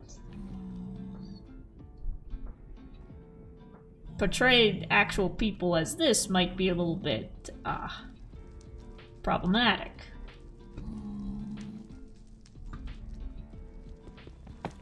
But if they're like the golems and they were like made as like security guards by whoever was down here previously,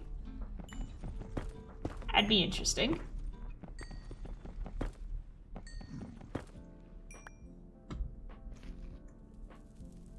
I dropped the piece.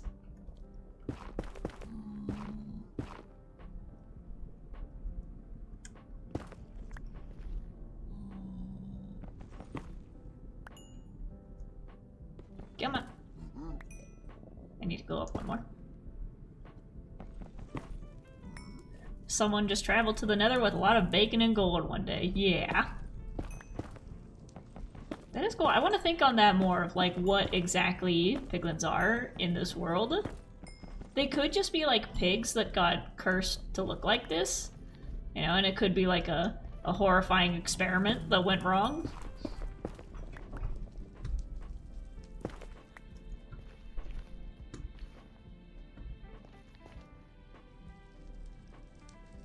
But if they've got the bastions, see, this is where I want to learn more of like the actual Minecraft lore to see what I can turn into the fantasy lore.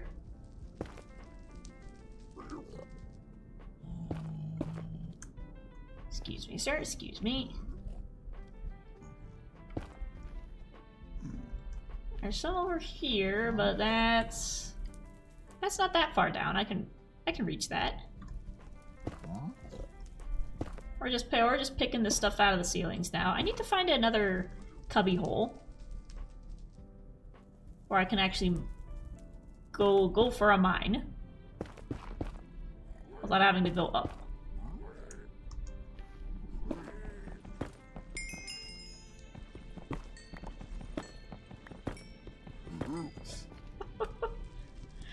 I mean, pigs IRL can eat whole humans, so them being turned into something else and attacking people would make sense.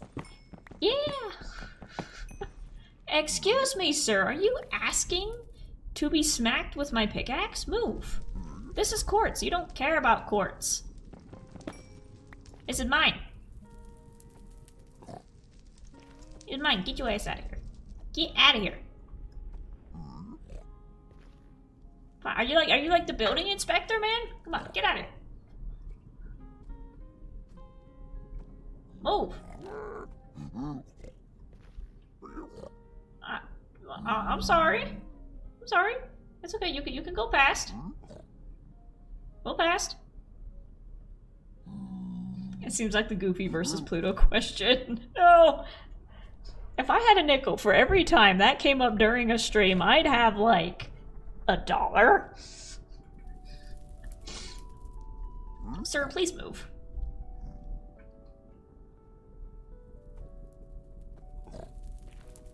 There we go, thank you.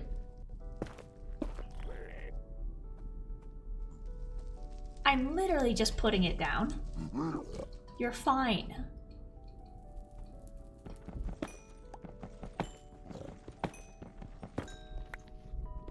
Why are you getting upset about me mining quartz? It's not your job to protect the quartz. It's your job to protect the gold. Go do it. Go do that. Managers. He's scared of the zombified piglin? Aww. He's like, I don't want to go near him. He's ugly. It reminds me of the inevitable passing of time. I hear a gas, so we're just gonna keep ant farming our way through the wall.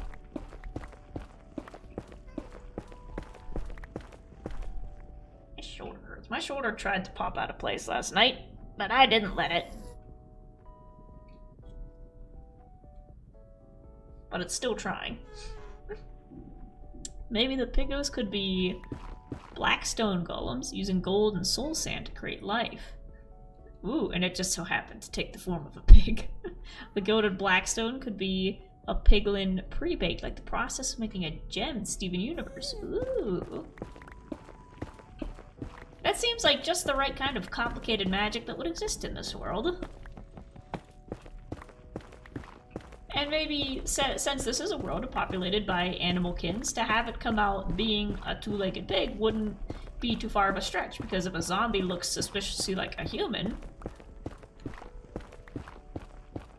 then piglins are golems that look suspiciously like a pigkin.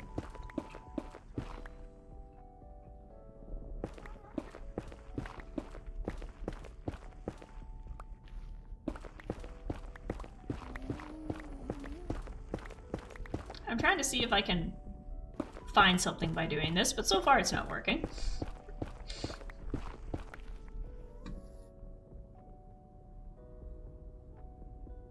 Let's make a right turn.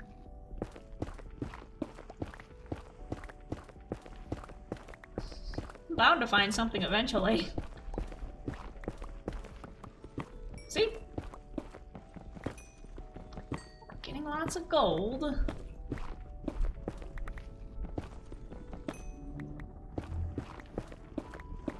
I'll have to see what uses I can have with gold. Other than it just being pretty. What happens when your shoulder pops out of place? Can you put it back in, or do you have to go to the doctor?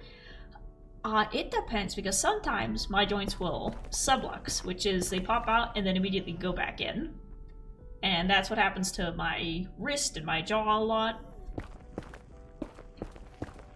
But for my shoulder, when it previously popped out, it didn't go all the way where it subluxed and it went out and it went back in, but it didn't go back in properly. So it was... Here, I'll use the glasses as a diagram. So your shoulder is supposed to like fit together like this with your arm into the cusp. And when my shoulder popped out, it went back in, but it was like rotated. So it was still in the socket, but it had rotated and it was stuck like that. So for that one, I had to go to a chiropractor, and I was crying because the sensation of bone being slightly out of place from where it should be is quite painful. But I went into a chiropractor, and I'm like, "Hey, do you take walk-ins?" And they're like, "Yeah, are you okay?" And I'm like, my shoulder's out. Can you put it back?" And he was like, "Oh, yes, absolutely, absolutely." So for that, I'm still not sure if, like, do I go to... The chiropractor was able to help and put it back. But he still charged me, like, for, like, the price of an appointment. So I'm like, is that something I go to urgent care for, or... Because I don't want to go to the ER just because my shoulder is, like, slightly out of place, if it's not, like, fully dislocated. I'm like, I just need someone to grab it and, like, do that to it. So I'm like, do I go to the ER for that, or urgent care, or do I just go to a chiropractor and suck up the $40 charge? I'm surprised I haven't found any quartz. Jade Fire, welcome, welcome! I'm trying to find quartz, but it's not working. At this point, I'm just trying to find something. But it's still not working. I can see on the map that I'm either above or below something. So let's try to angle down. Hopefully you don't find lava. I'm hoping. I think that's why I'm, like, standing back here and I'm not, like, pressing up against the block. So I have a little bit of distance before something happens.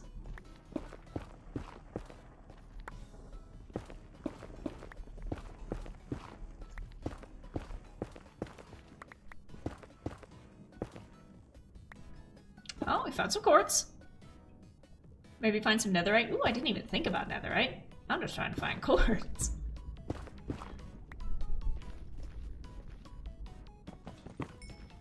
Found some quartz, so we're on the right path.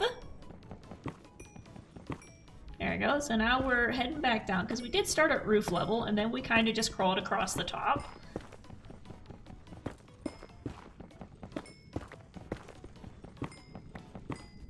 Boop, boop.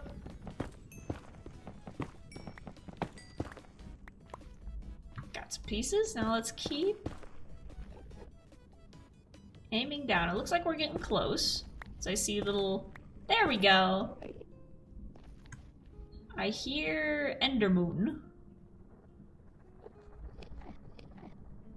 I hear Endermoons. Hello, pigs. Don't mind me. There you are. Excuse me, sir. Excuse me. Pardon me. Oh, there's a bunch of you.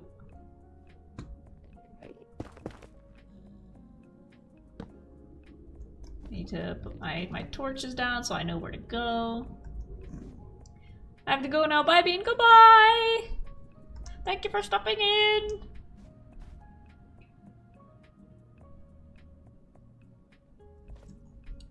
Okay, so we found a lake. Fantastic.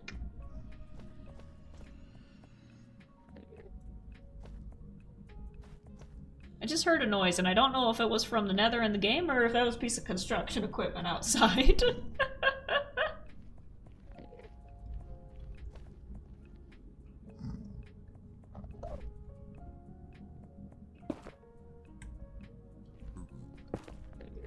Well, I will make my emergency staircase.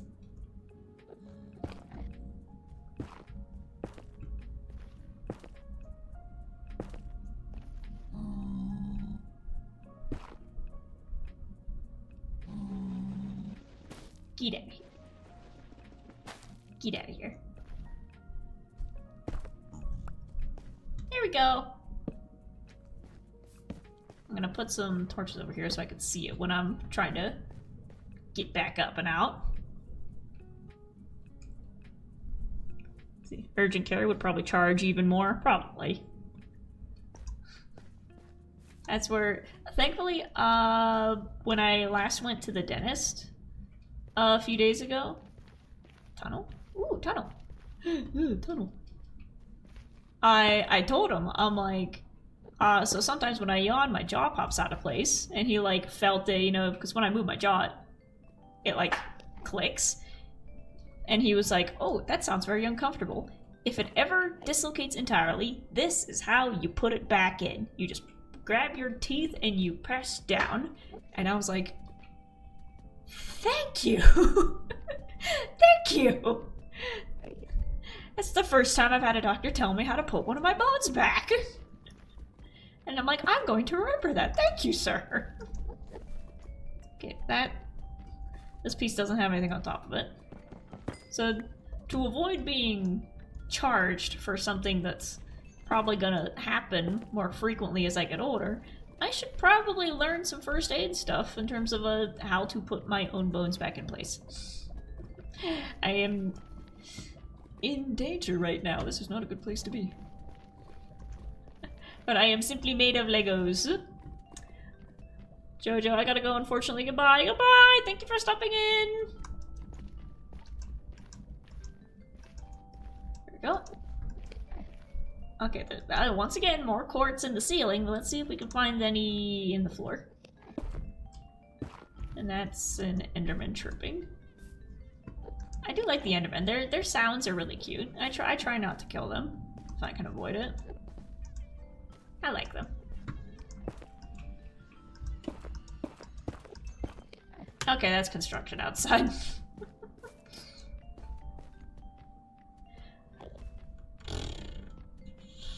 Look at these trees. Like I said, I love the biomes down here.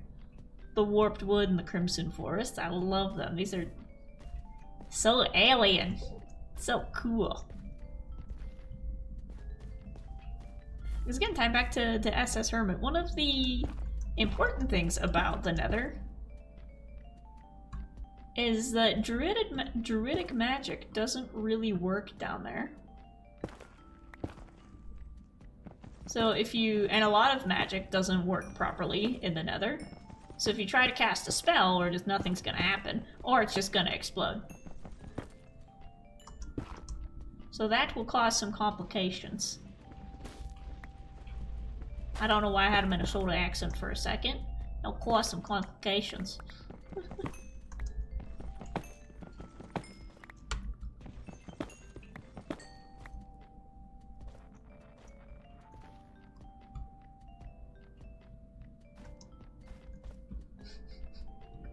Still thinking, I saw a compilation of like protest signs from over the weekend, and there's one in Minnesota.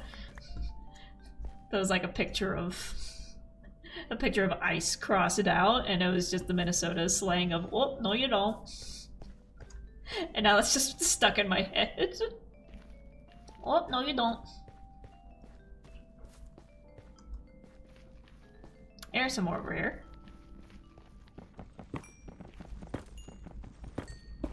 Nice.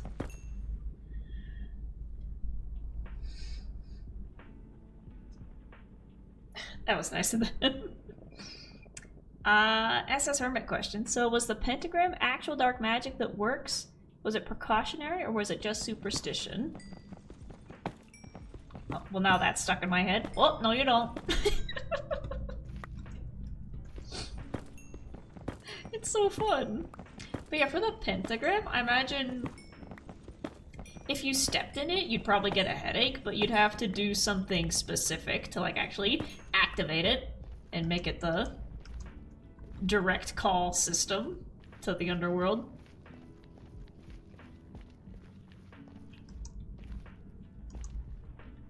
So you'd probably have to like light some candles and chant some stuff, you know, Cult of the Lamb style. But if you just stood in it, you'd probably be like, ooh, I don't feel very good. But the superstition is that if you step in that, you go directly to hell. You just...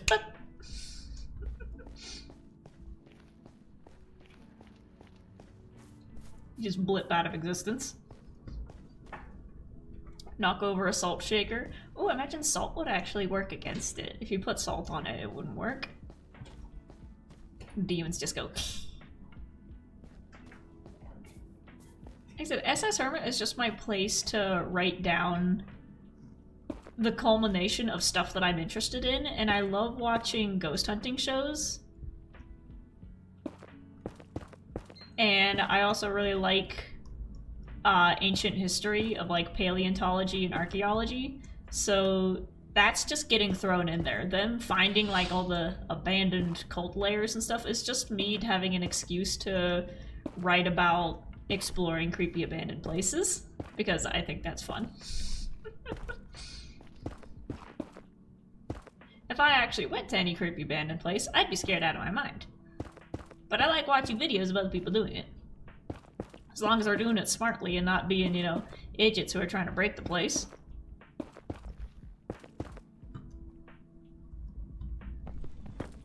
Remember seeing some photos of the protests too, and one had a cutout of Mr. Rogers? Absolutely. Mr. Rogers is our god. I've actually... So, recently I've been trying to get in the better habit of taking better care of my room. And more specifically, my clothes. Because here's the thing, is that I hate doing laundry. It hurts my back. It hurts my back terribly. Putting stuff in, taking stuff out, folding it, you gotta bend over, you gotta put stuff up into the closet, you gotta reach, you gotta bend, you gotta pull. And I just don't like the process of doing laundry. It takes a very long time for me. And this kind of feeds into my hobby of fashion. I like buying thrifted clothes and dressing up and putting together different costume pieces. Because the more clothes that I have, the less frequently I have to do laundry because I don't run out of stuff.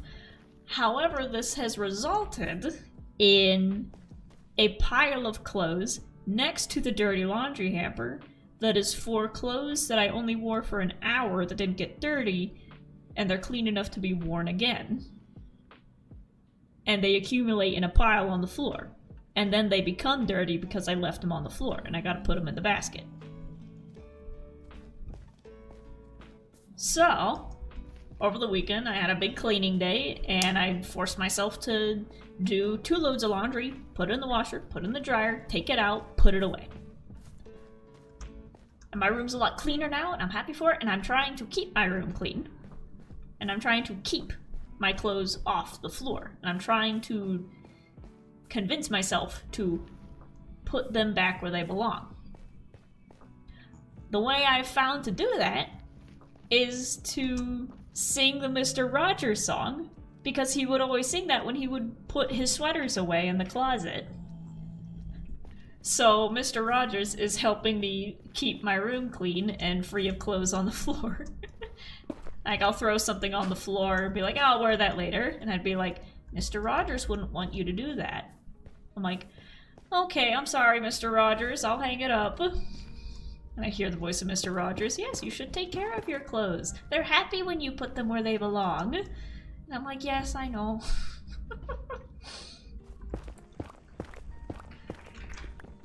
So now whenever I put my dresses and jackets away, I'm like, please, won't you be my neighbor? And it helps.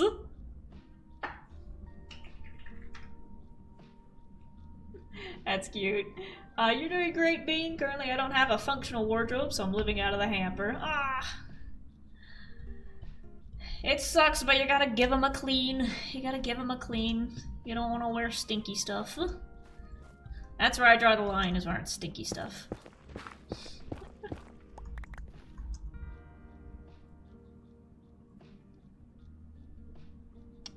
Luffy Tick says, I got to go investigate a house that was supposedly haunted. Inhabited though, the people had just been experiencing some stuff.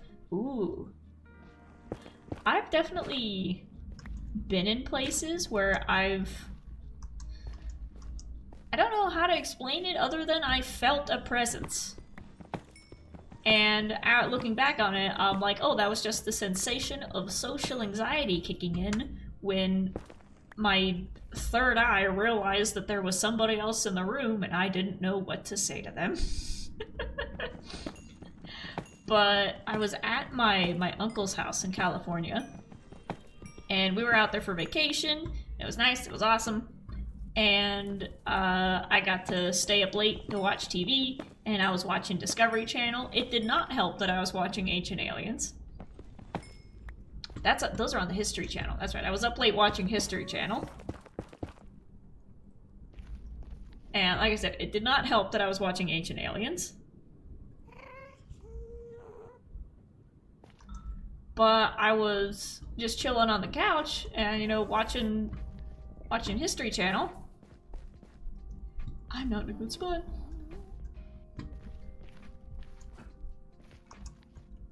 And I felt the very obvious presence of somebody over my shoulder. And it was like I said, it was the feeling of like how you can feel when somebody is standing behind you, even if you can't see them. It was just that sensation that there is somebody standing behind me. And I got so freaked out because it was just such an overwhelming feeling of somebody's in the room and I can't see them. I turned the TV off and I just ran into the room me and my mom were sharing. I just dove into bed and I literally put the cover up over my head. I was like 16. And I put the cover over my head because I knew, I was like, if I open my eyes, I'm going to see a face. I'm going to see somebody in the corner. So I could feel it. Like even when I went to the room, I could feel it. I'm like, there's somebody standing in the room and I don't want to see them. So I just pulled the cover up over my eyes and tried to play on my phone, distract myself, you know, so I could go to sleep. And then the next morning, I told my mom and my aunt and uncle about that, or I'm like, I freaked out last night. I was watching TV and I felt like there was someone behind me. And my aunt and uncle looked at each other and they're like, do you think it was her? And I'm like, why would you say that? And they explained that they had seen a full body apparition previously of the white ghostly form of a Western woman hanging out outside by their pool. And they were like, we saw her for like a second, and they had both seen her at the same time. And it was just translucent form of a woman in Western clothing. And it's in California, so that makes sense. And she just stood by the pool for a little bit, and then the light changed and she was gone. And they both saw her at the same time. And then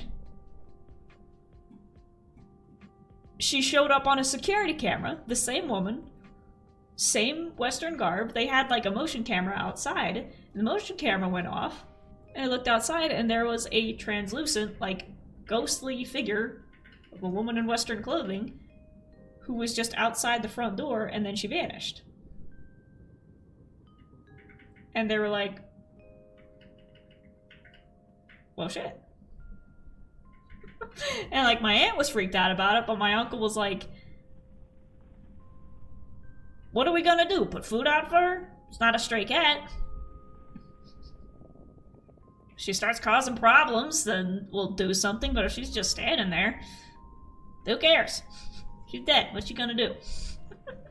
So he considered it to just be like a trespasser. He's like, what's she doing on our property, man? Get out of here.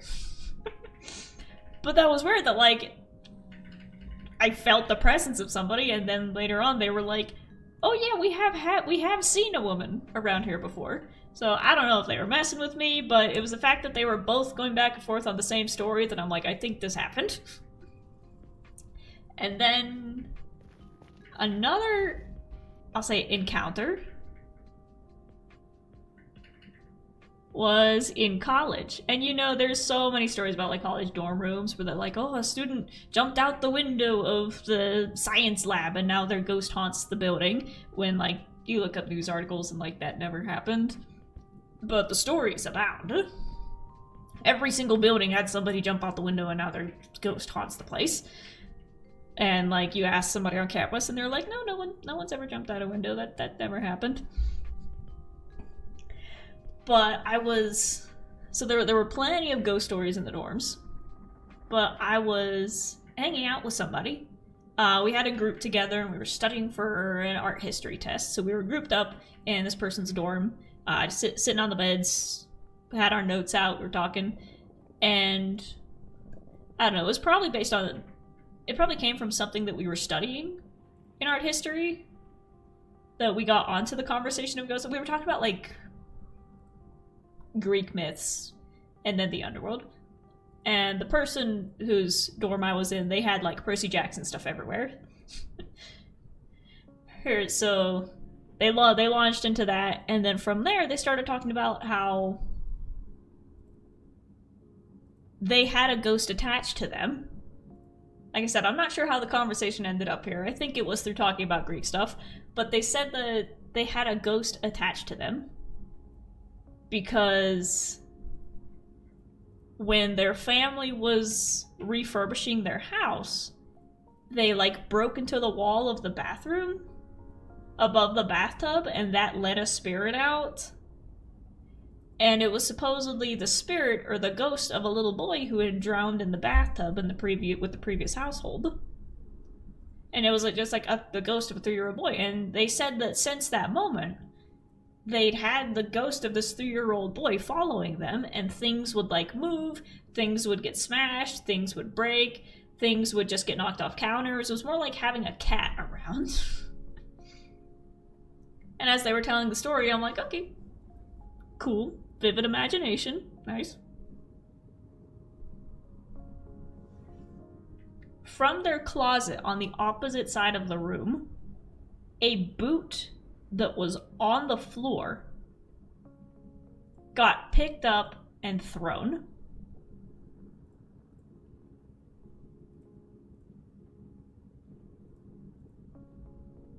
And I saw it. No strings, no springs, no visible tricks that I could see. But they were talking about this little kid that they had attached to them, and they're like, yeah, so this ghost is following me, and they keep knocking stuff over. And then immediately behind their shoulder, a boot gets picked up and thrown. It didn't fall over, it was airborne. And then it landed. And they just turned around and went, Toby, stop it. That's him. And then we continued studying for the art history exam. And I just had to walk away going, huh. That happened. So, I will present to you what I saw with my own eyes. Interpretation, as Ghost Files say, is up to you. But those are my ghost experiences. And I've definitely been in places where, again, like at my uncle's house, I've like felt a presence of like, ooh, I am not the only one in the room right now. I don't like it. But I'll chalk that up to like social anxiety of the feeling that there's somebody here and I need to make conversation with them, but I don't know how.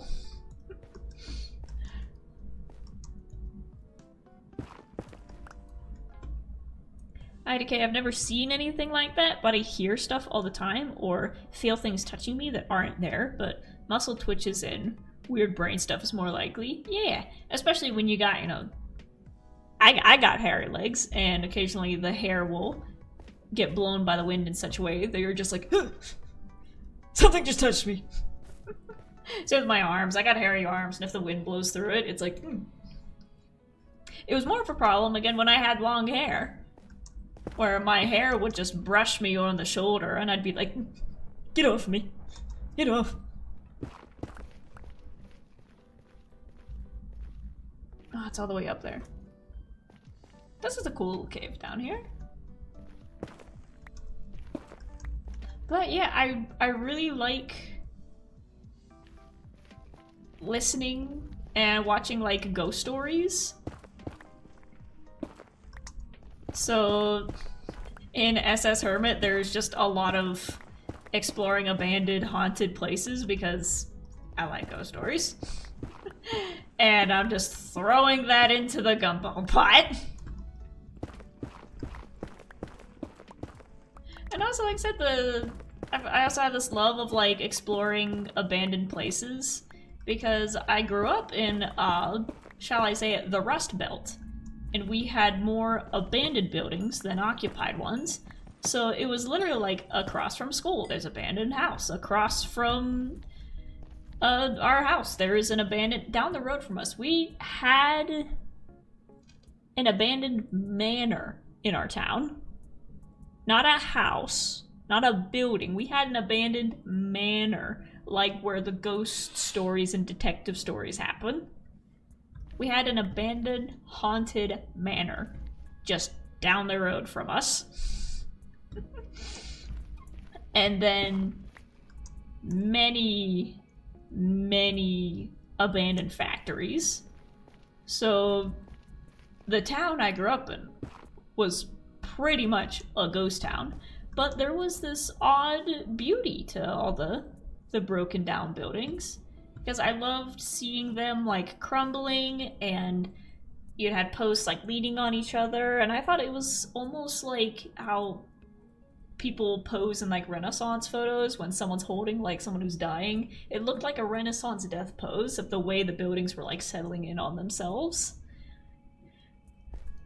And they fascinated me, especially with the plants and everything just growing back around them, and like you would have vines just pulling the buildings back into the earth, and like the buildings didn't get demolished because our town didn't have the money for demolition, so you just let them fall apart, and then eventually it would just sink back into the earth and be a pile of bricks. So you would just let it go and decay. But the plants growing up around them were beautiful, and like I said, just so hauntingly gorgeous.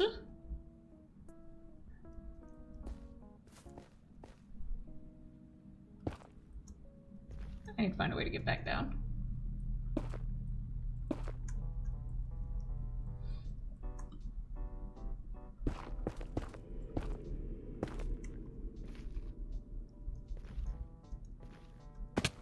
There we go. I don't think I'll make it back to my main spot at this point, so I think I'm just gonna have to find... Oh, there's the bastion. I'll just find someone's tunnel if I want to head back home. I can survive this. Ouch! There we go.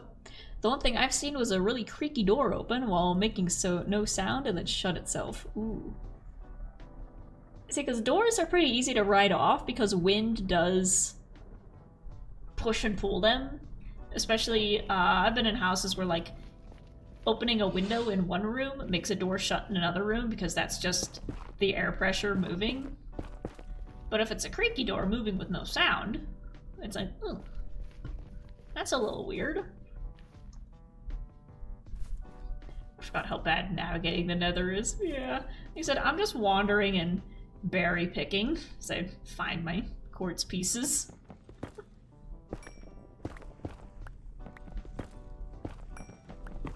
There you go.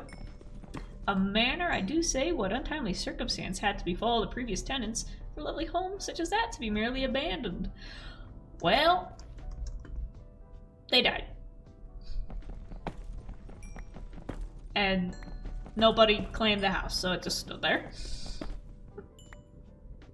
And that was it. That was the case with a lot of houses because, again, Rust Belt town, nobody's moving in. Everybody and their neighbor is moving out as quickly as possible.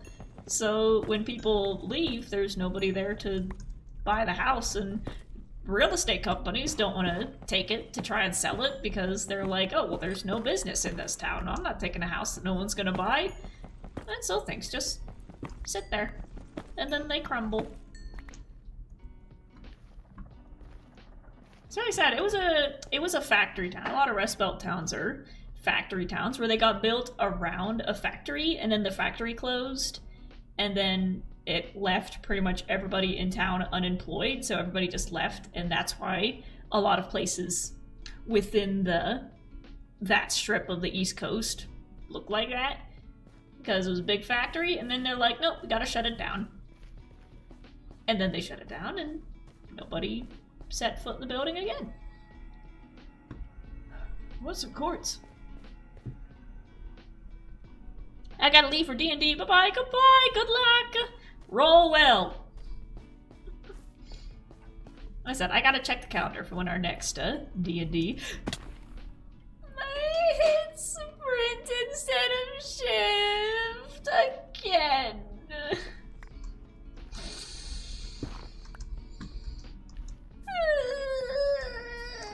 I'm gonna go back over here.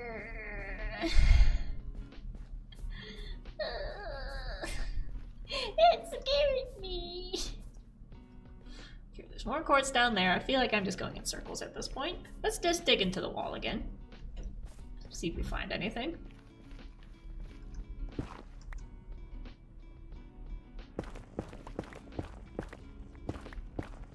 On the map. That doesn't go far, so let's just go this way. Aha! Now we're getting it. Now we got some better luck going. Here you go. Luffy Tick says, I have ghost stories related to cats. Go figure. Want to read them? Sure. Well, we're sharing our ghost stories.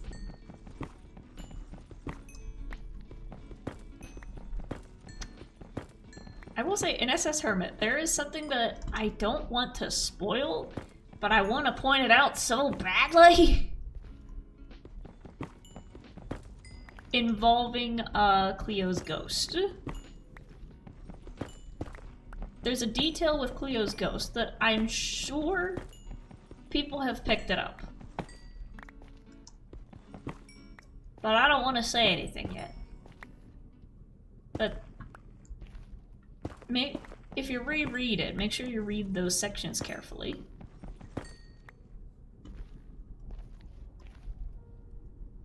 It's sneak peeks, not spoilers. Like I said, which direction was I even coming from? There we go. If you go back and reread the sections featuring Cleo's ghost, oops, read them carefully, especially in the last chapter. That's all I'll give you.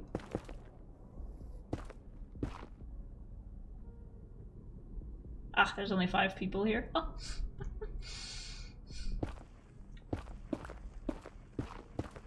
I don't want to spoil it. Crafter Chin, welcome, welcome! I am trying to find quartz. I'll be yap about SS Hermit. Or 7 out, tell us. No, because it's a... I want you to be surprised. But there's a detail with Cleo's ghost scenes. All I'll tell you is to read it again, and then you come back to me when you see it. Maybe not the scenes of the ghost specifically, but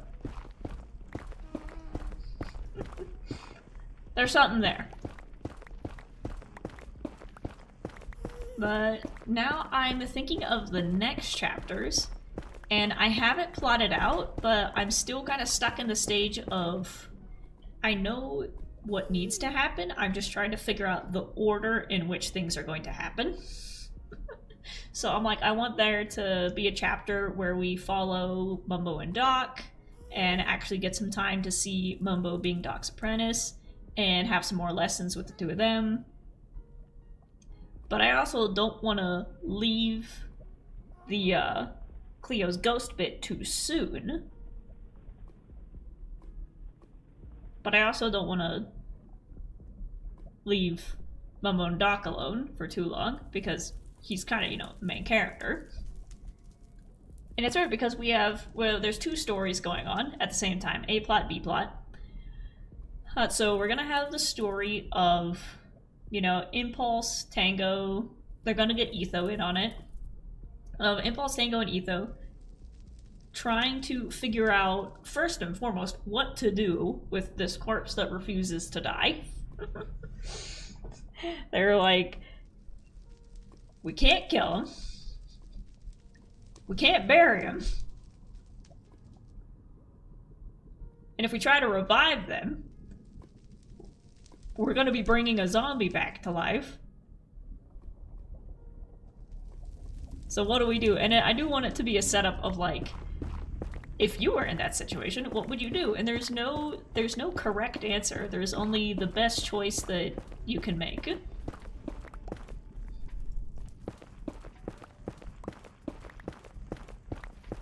And whether the best choice is the right choice is not clear.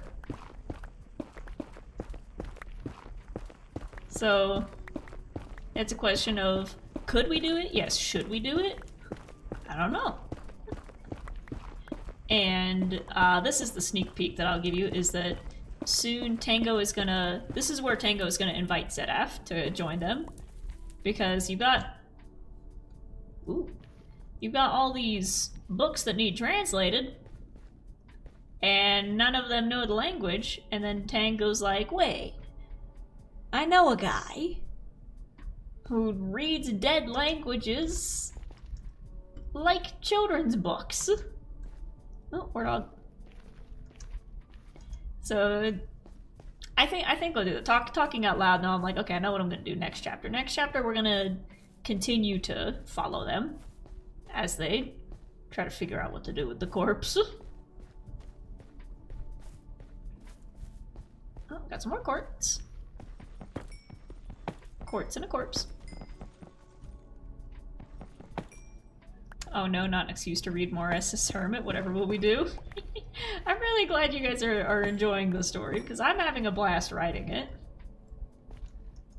There's some chapters that go up and I'm really nervous because I'm like, it's a little bit of a heavier chapter. I don't know if people enjoy reading this.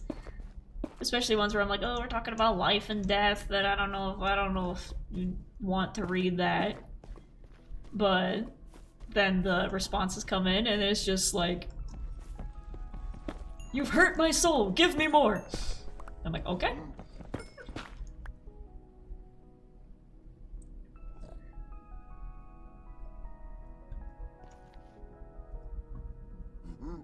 I hear you! It's become my new hyperfixation. Ah! I will say, if anybody wants to make fan art, go ahead, just tag me on YouTube. I love seeing people like do actual like literary analysis style text posts on it, because it tickles my brain, because I do put a lot of like layered details inside of it. Like I was an A+ honors English student, and I'm gonna show it off, god damn it. So I enjoy people picking apart the details, because I'm like, yes, yes, you see what I'm trying to do here.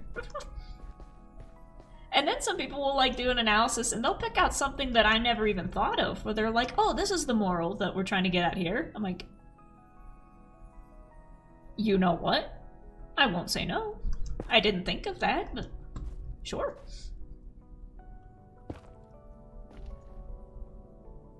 I don't know where I'm going.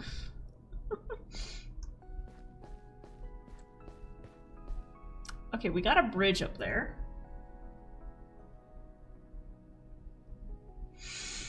The heavier the better, brain gains. Oh.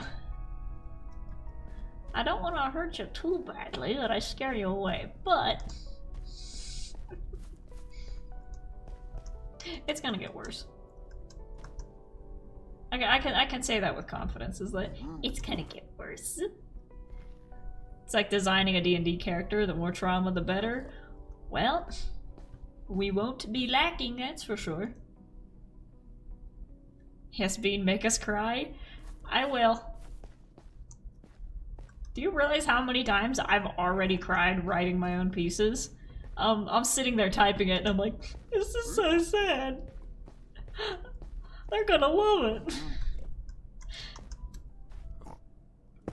I want to get away from the snorting pig. Hi, baby. Okay, there's a bunch down there. There's a family. There's a herd.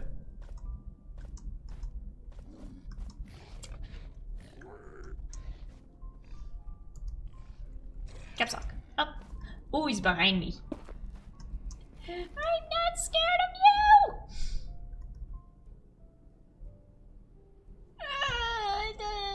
I don't want to be here. Quartz.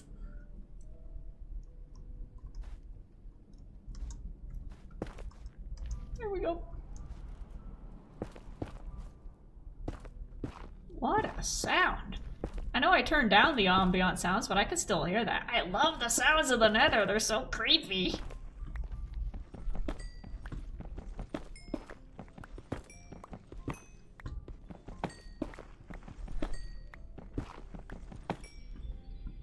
There you go.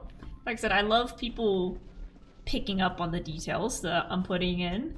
Especially people are like, oh, I'm super worried about what's gonna happen to Scar because it looks like the dark magic is kind of following him or he's conjuring it. And they're like, oh, something's gonna happen with him. And I'm like, yep.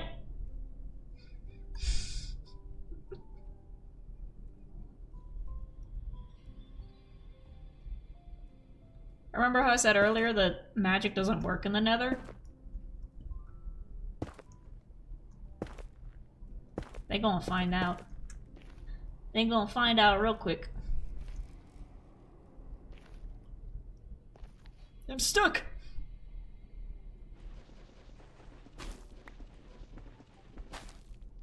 Oh. Yeah, so why did Exuma react so strongly to Cleo's half-alive body?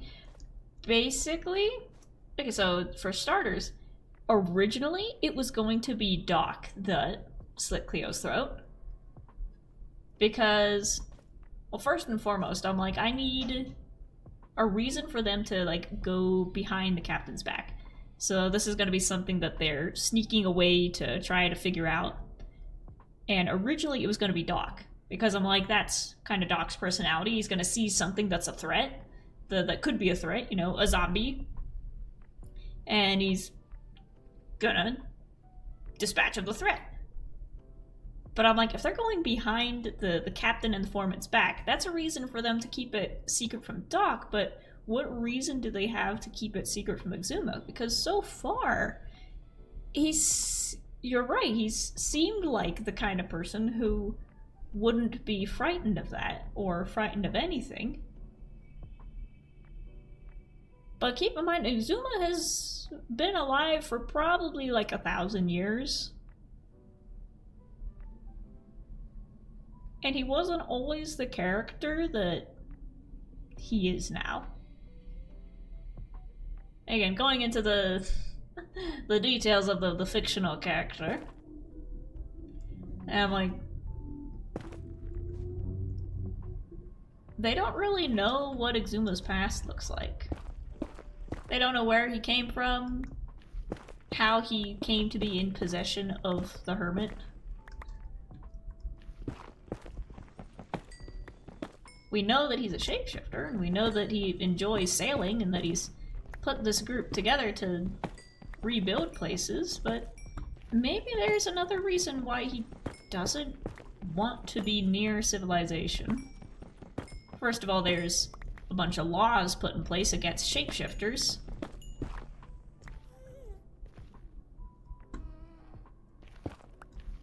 Because can you imagine how society would react if there was a race of people that could change their face?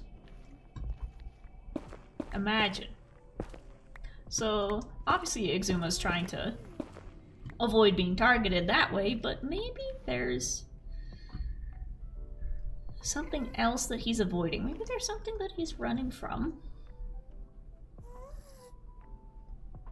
Did X kill for the Hermit, or even possibly trade up to it from a paperclip? He didn't trade for it, I'll tell you that.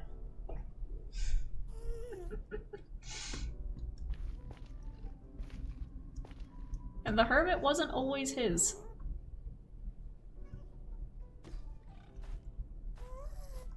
I hear... Okay, there's you. I need to get up to bridge.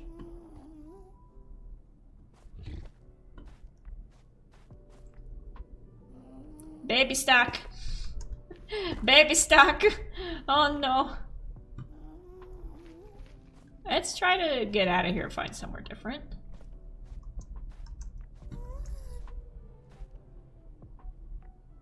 I see a bridge over there. I think that'll be easier to get up to.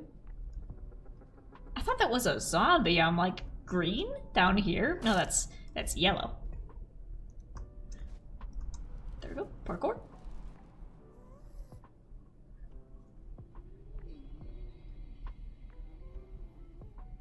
Time for the bean stream drive. I'll be listening. Ah, a whole lot of no's. I can never get my head around how a writer keeps their facts of their characters in the world consistent. Do you have some sort of database or just metric ton of notes? How do you stay organized? Well, my whole thing since forever has been designing characters. So right now they are just kind of in my head, and I think about them all the time. That's kind of it. I think about them all the time, and if an important detail comes up, I'll write it down.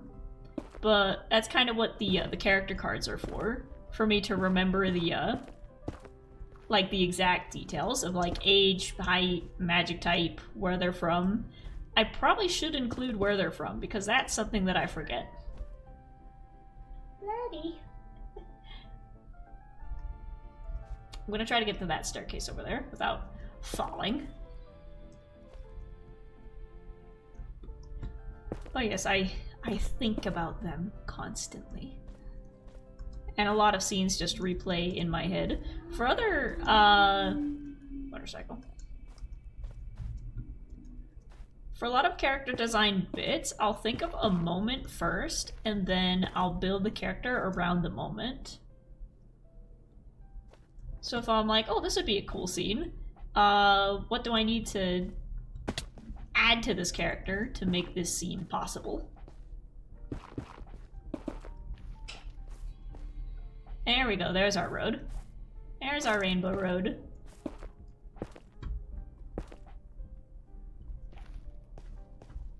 But yeah, I have the character cards so that I remember the more like numerical details.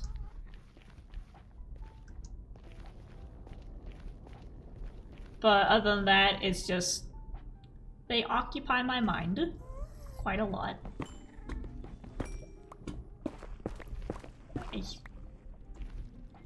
I hear one!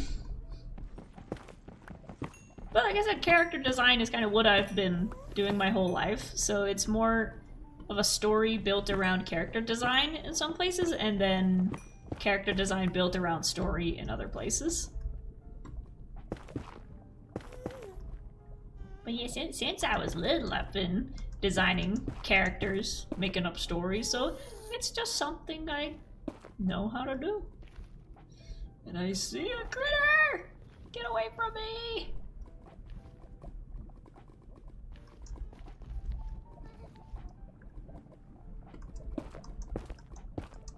If you knock me off backwards, I'm gonna be very upset. Singular piece of cobbled deep slate. And away we go! Which way? Show me the road that leads home. Oh, that one's got a saddle! I love the detail that all of TFC's dialogue is in all caps. Yeah, originally, I wanted it to be... It's supposed to be slanted. But I don't know if there's a way to do this. But on AO3, it takes away, like, text effects. Because when you copy and paste your stuff from Google Docs into it, it gets rid of your text effects. So there's no different fonts. There's no italics. There's no bolds. The only thing that you have to work with is quotes, epilepsies, and all caps. So to differentiate his sign language, I wanted it to be italicized. But alas, it has to be caps. But that came from a little fact that I heard where, because in real life, TFC had such frequent audio issues that with like microphones or headphones, that he would usually just resort to typing things in the chat. So then that's why in the story he's deaf and mute. And also I just really wanted a character who does sign language. Also a little detail that, like I said, I'm sure that people have picked up on it. Excuse me, sir. Is the Etho also knows sign language and is able to talk to him in sign language. But so TFC is able to read lips. So if somebody's looking at him, he can understand what they're saying and then sign a response back. But if a character has their mouth covered, he can't read their lips. So he has no idea when Exuma is talking, or if Exuma is talking, or what he's saying. And if Etho speaks regularly, he can't see what Etho's saying. So Etho, I think beforehand, he already knew sign language. Whatever this... So it wouldn't be like ASL, because it's not American, but whatever this Fantasy Worlds style of sign language would be. Okay, so I imagine Etho knew it beforehand, but he didn't have much practice with it, and he's gotten better since he's kind of become the translator between Exuma and Tinfoil to sign back whatever Exuma's saying to him. Bee farm.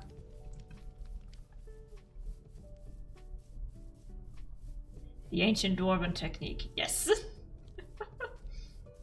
Excuse me. Are there two of you? There are two of you. There's just a bunch of you walking through here. Anyways. Let me pick these up, because I don't have room. Get rid of that, get rid of that. Add these. There we go. I did get 2 blocks out of it. That'll be pretty. But we did get... This is only gonna be like a stack of quartz blocks. But we'll see what we can do with it. Back home we go. Where is my island? There we go. I love that. I love the bit with the dynamite. Again, another hyperfixation of mine has been Mythbusters, and sometimes there's going to be like little Mythbusters bits of like, what do we do about this? Dynamite it is then. He believes in the power of kaboom. And I like showing that the like Tinfoil is just this chaotic old man who's happy to just dig underground. But when he has the chance to be above ground with people, he's an absolute prankster and absolutely ready to ignore all no trespassing signs.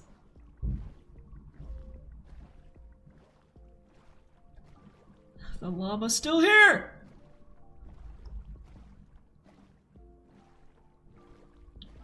But yeah, I would like, again, if I find a way to print the book, so it wouldn't be published, because obviously, you know, not my characters.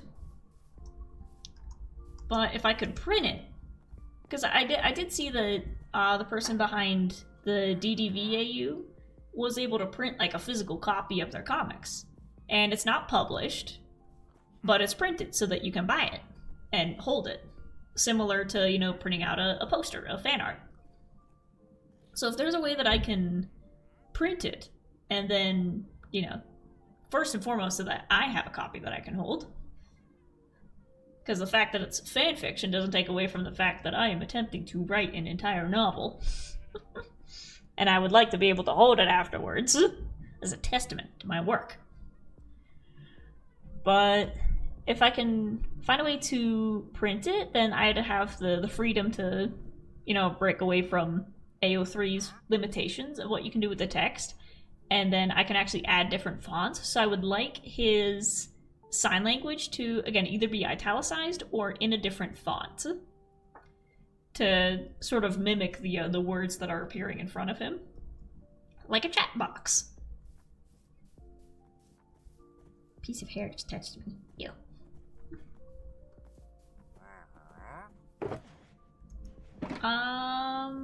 Let's turn the quartz into blocks.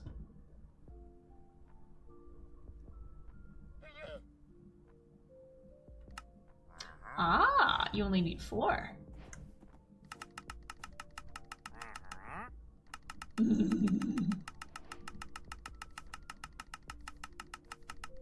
Oh, we're gonna get multiple stacks out of this. Cool. There's one.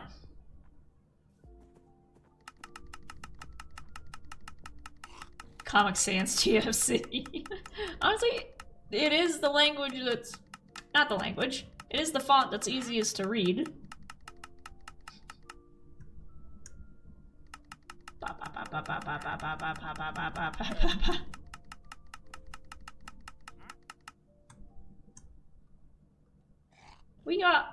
We're 1 short of having 2 stacks and a half.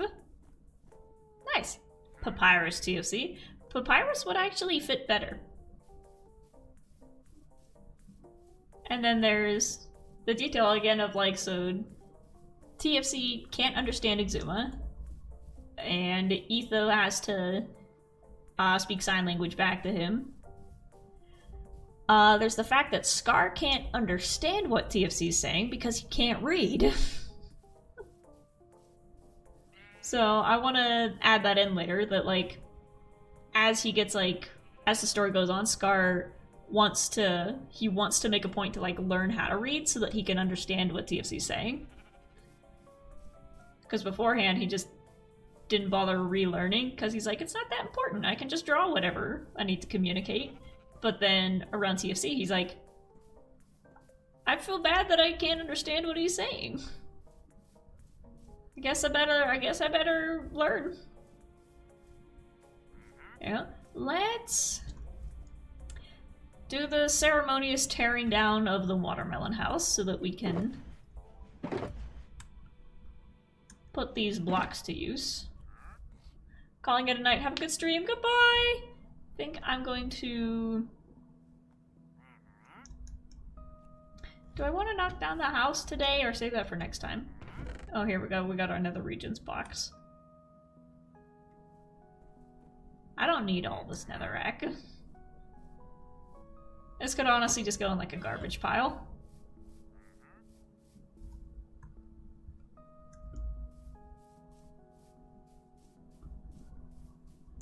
Into the ocean it goes. I didn't pick up my gold ingots. Oh, I don't think I need those. Gold, I got a box for gold. Nice. And I will put the diamonds away. Let's cook some iron, get this ready for when we need it.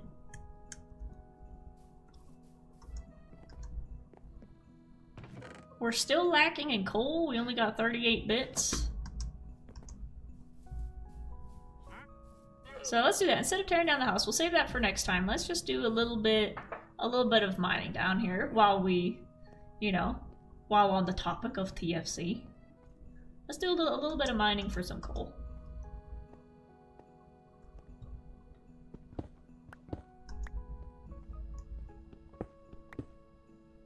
Or, so we don't waste torches, never mind.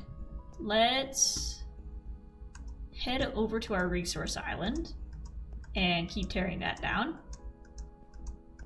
There's a big block of stone in the middle and there's gotta be some coal inside of it.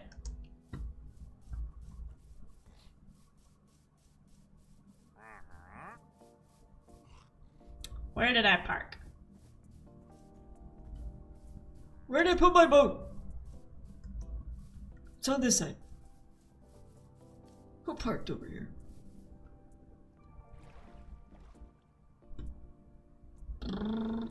World spawn, I need to go.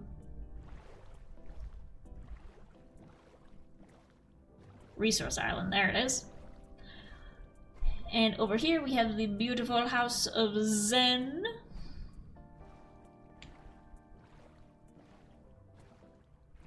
Look at that. Look at that.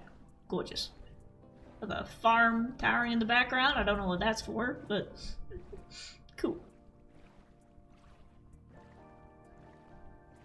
I gotta remember to like actually set up the links to the other island lifers so you can go check out their stuff.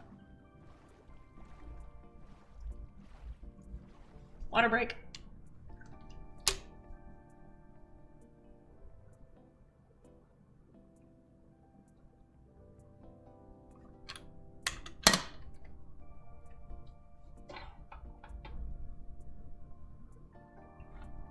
I could see sign language being easier for Scar to learn since it's visual. Yeah. I've tried learning a bit. So I know the alphabet, at least a little bit. Because at the previous cleaning job, it was in one of the medical buildings on campus. So yeah, I had to clean on campus, and one of the buildings was a medical building, but in there was also like the speech therapy classes, and on the wall they had a big poster of the sign language alphabet. So whenever I'd go in there to take out the trash, I'd stop in front of it and practice for a bit. So since I haven't seen the poster in a while, I'm sure I've forgotten some letters, but I think this is an A, because there's one like this, and then one like this. I think this one's... I'm looking it up.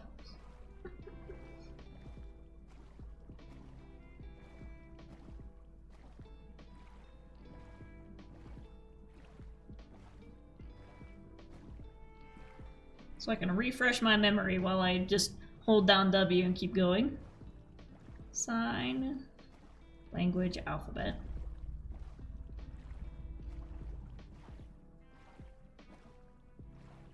There you go.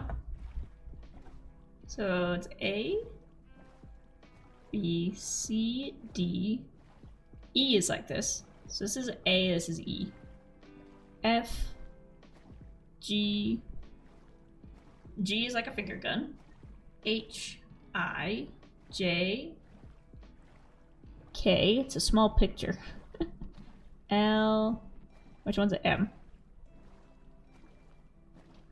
This one's an M. N. And then obviously O. P. Q. R. S is the fist. T. U. V. W. X. Y. Z. Nice. I want to keep practicing that. So like I said, if I could at least know the alphabet, if I come across somebody who needs sign language, I can at least like spell things out. So practice with me. Got my N A M E is B E A N.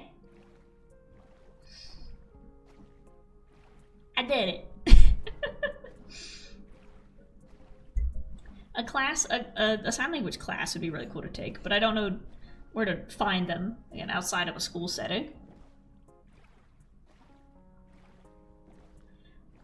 I had a substitute teacher when I was in grade school who taught us the alphabet in sign language.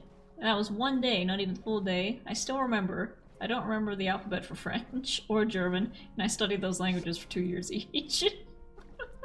I'll do it.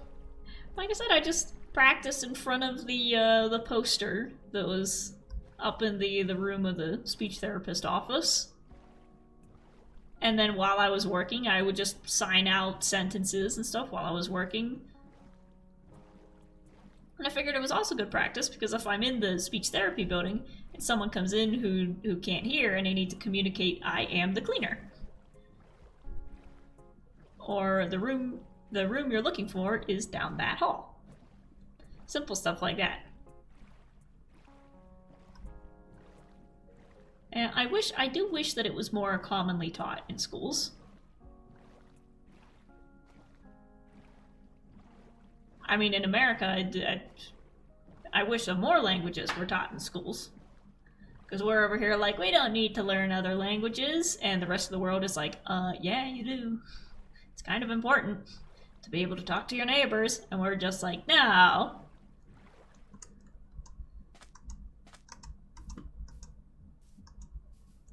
Whoop. 3 fingers over the thumb is M, 2 is N. Yeah, that's the one that dyslexia gets you even when you're signing. So M N T.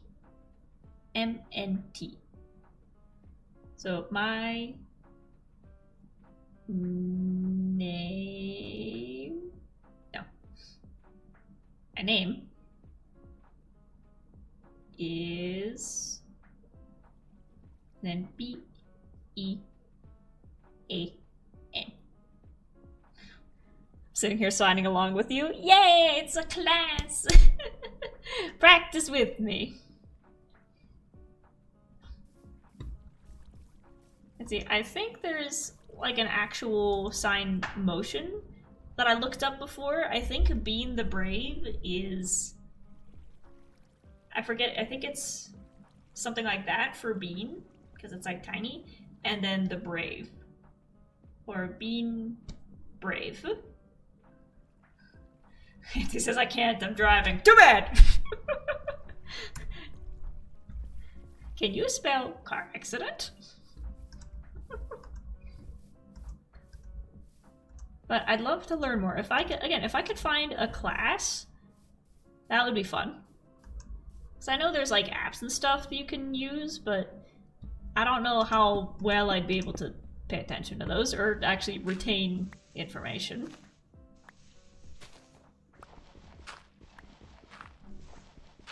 Because the best way to remember it is by using it. And I imagine in a class you'll actually get a chance to use it more. And it'll also be good because, again, planning for the future, if I end up at like Comic Cons, Vid Cons, or whatever, and come across a fan who can't hear, I want to be able to talk to them just as much as everybody else.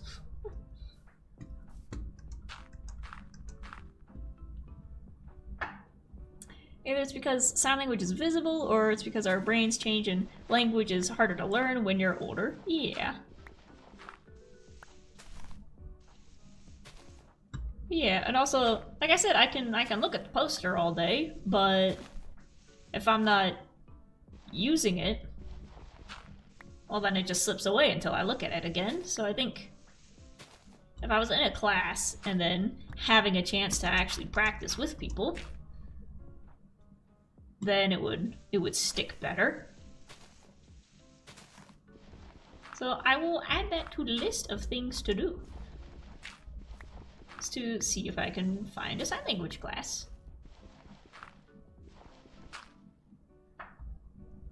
T has got your nose. Well, which is why it's silly to not offer other language classes in high school. Yeah. We did have a sign language club that some folks I knew were a part of. But then it's one of those things where, like, once the teacher retires, then they just don't bother hiring another teacher, and then too bad. Next generation isn't gonna get to learn that, I guess. And again, we were out in a rural area, so there was a lot of people with the mentality of like, when am I ever gonna come across somebody who needs that? I talk to the same 4 people every day, and if they don't need it, then why should I learn it? But I imagine when you're in a more populated area, you're more likely to run into people who you need to communicate in different ways with, and it's a bit more not more of an issue, but like schools would be more likely to teach it because you're more likely to need to use it when you're just around crowds of more people. I'm surprised you didn't stream the April Fool's update yesterday. I was busy writing. I saw bits of it. I think some of my friends were streaming it. It looked fun.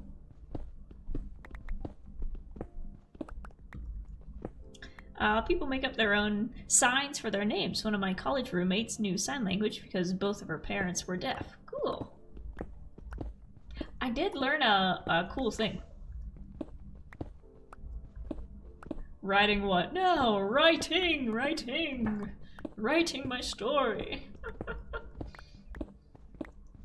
I was scheduled to work tomorrow, so I woke up and I'm like, okay, I have 4 hours before I go to work. I have enough time to do this, and I was planning so that I would hit the mark exactly. And then I got a call from work that was like, hey, so we double scheduled people for the fitting room, so you don't have to come in today. Goodbye. And I'm like, ma'am, I have bills to pay. I'm glad that this wasn't the one day I'm scheduled to work this week, because I'm scheduled to work tomorrow and Saturday. But this was like the first time in months I got scheduled to work 3 days in a row, and then they called me on the first day and they were like, actually, no. It's like, okay. Guess I'll stay home and write fanfiction.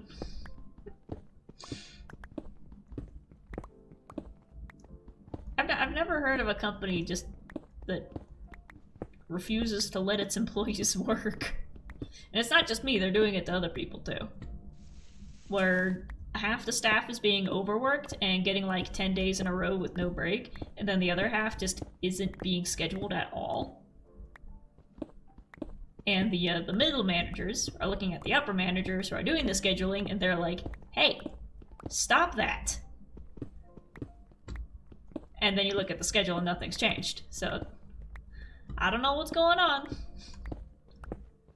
But subscribe so that I don't have to put up with that anymore. That's the dream. I don't need more dirt. I have plenty of dirt. Right now I'm just digging through this to try and find some coal. There we go. The sign we made up for my name was my first initial, moved over my face, because at the time I wore my hair with a side split, my bangs covering my bad eye. Cool.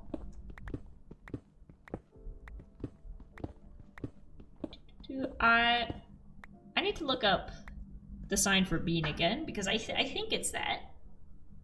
But I like that being my sign name of Bean the Brave, because that's a nice strong brave gesture. Super tiny but super brave.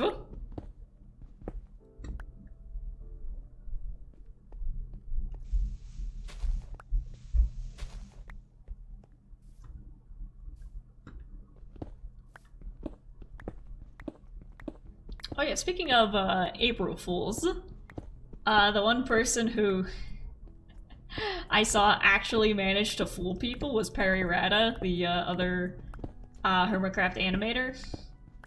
Because they made a post that said, oh man, I want to animate a moment from the April Fool's Life Series special so bad, but I have schoolwork to do, no! And everybody was like, what? Oh! So Perry's the one person I saw who was actually able to fool people. They came back in the chat and they were like, you jerk, I was searching YouTube for 5 minutes.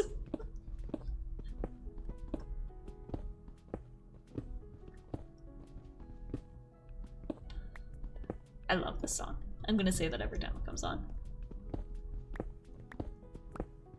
Give me that coal. Give me that coal, I need that.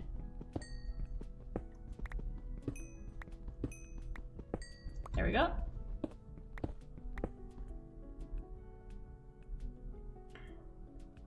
I said I wanted to play and see what it was, but I was stuck working until 10 p.m. Aw. That is, I was stuck working on the 31st doing other people's stuff to get it all done, so yesterday I had to work to get my stuff done. Aw, that sucks. That sucks. I hope you got to rest today, at least. I hope you got to chill out for a bit after that. I fooled you, didn't I? Ah, with the writing.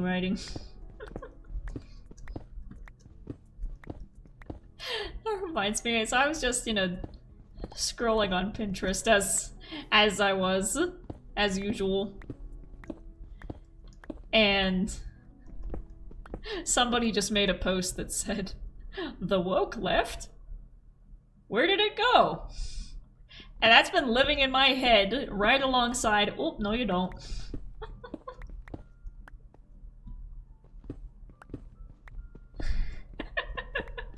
Oh, my hands have cut up with content latency and now I'm throwing gang signs. No! No! Oh. My heart just stopped for a second.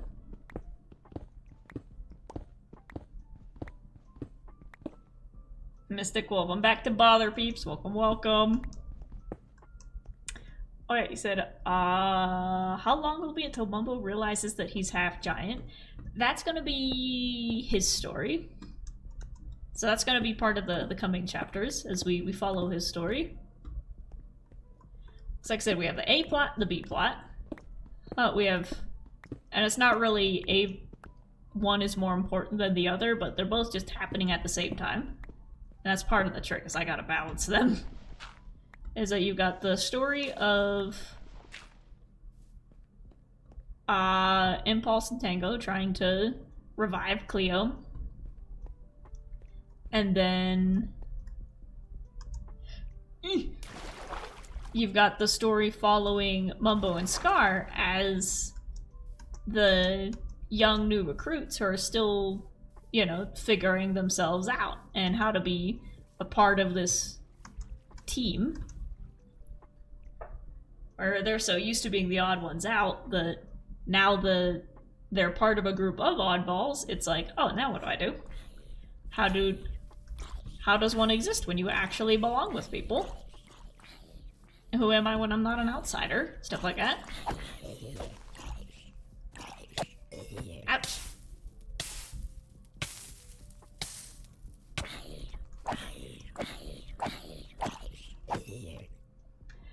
What exactly are you writing? I am writing a Hermitcraft fanfiction that's like 10% fanfiction based on the actual events of the server, and the other 90% is just Dungeons and Dragons-esque fantasy setting. And it's basically a steampunk fantasy story with Minecraft mechanics translated into magic. And it's based on the characters from the Hermitcraft server. Luby says, no, I'm still catching up, but will hopefully be off close to on time today. Aww. That's mostly my fault because I've been working very slowly today. No, you had to do a bunch of other people's work on top of yours. That ain't fair.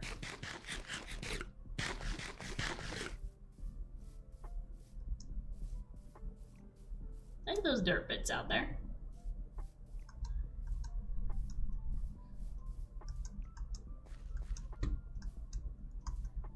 I need to find the picture again, but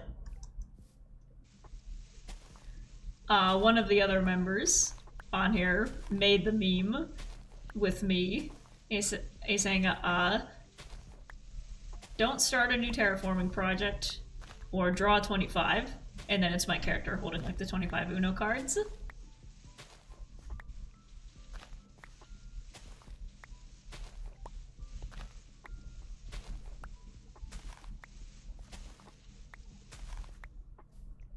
Tips on how to exist with oddballs while being an oddball. Breathe. Yes, very important. Very important. But yeah, so it'll be up to me to figure out how to balance it properly, and ultimately I need the two to connect is the thing. So like we have this story of them trying to revive Cleo and having the moral dilemma of, do we bring person back to life? Do we simply cut the spell and kill them and then put it back to the ground? Or what do we do? What's the correct thing to do? And then balancing that story with, again, Mumbo and Scar and their adventures of just being teenagers becoming young adults, trying to figure out their abilities and powers, and just figuring out how to exist now that they're in an environment that accepts them. And somehow those two stories are going to collide. I'm still working on that part, is the thing. It is similar to when they would build railroad tracks yesteryear. They would have all the materials on the train itself, and then they would just take the materials off the train to build the tracks in front of the train. And that's kind of what I'm doing with SS Hermit's story, with even just my little Minecraft stories. I'm just building the story in front of me as I'm going. So I have a vague idea of things that I want to happen, but as I'm writing, I'm like, there's a lot of holes that I need to fill in that I'm not sure what it's going to look like until I get there. I've got a lot of track to put down, but I know where I'm heading with the track.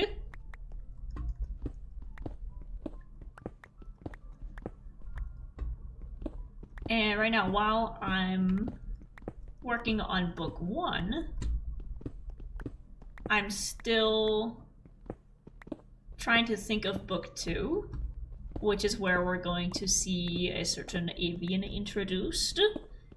And we're going to expand on the world a little bit. So in book 2, we're going to be introduced to Grian, Pearl, and Gem, because I wanted to introduce them earlier so that we have more time with them. And we're also going to be diving into Exuma's backstory and figuring out what dastardly deeds the captain has done and how those are coming back to haunt him. And we're going to see Mumbo and Scar kind of running circles around each other, crush-wise. Because, heads up, Redscape's going to happen. But they don't know it yet. They're working on it.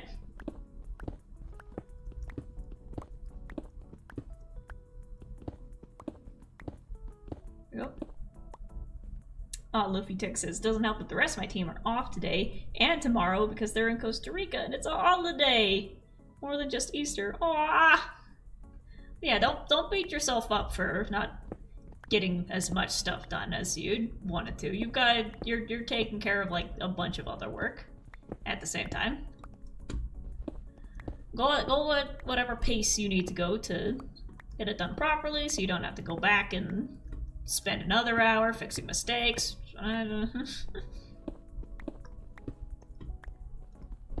That is the thing also with the upload times for the chapters, is that I'll write the chapter and I'll be like, oh, thank God it's done.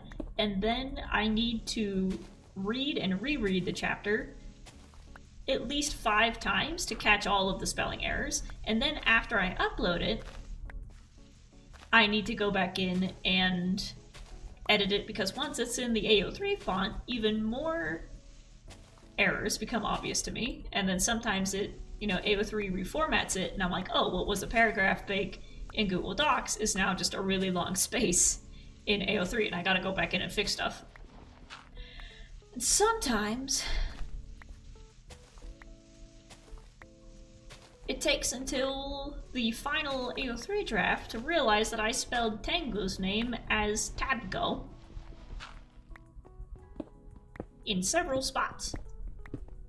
Or that Impulse's name came out as Inpuke. And I don't see that until the final draft.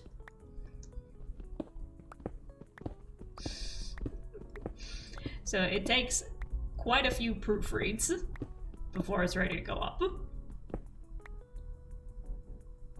So was Cleo's dress hers or a client's? And if a client's, why did she keep making it with the plague going on? Well, basically, and this is something that they'll talk about when they wake up, the plague happened so fast that for the past, like, month, she and the other person in the store were working on a wedding dress for a client. And she was so excited. This girl was super excited, super sweet, because a lot of the dresses on the island were hand-me-downs from their mothers, because there's just not that many people there. But this girl wanted a brand new wedding dress from Cleo and the other person in the tailor shop. And they were super excited to make it, because it's like, oh my gosh, usually they're just mending trousers and like putting buttons back onto things for fishermen, but they're like, oh my god, we actually get to make a wedding dress, and they were super excited about it. And then basically the plague happened so fast that the person they were making the wedding dress for died, and then they didn't have time to put it away because they were immediately making funeral robes for everybody else who was passing away rapidly.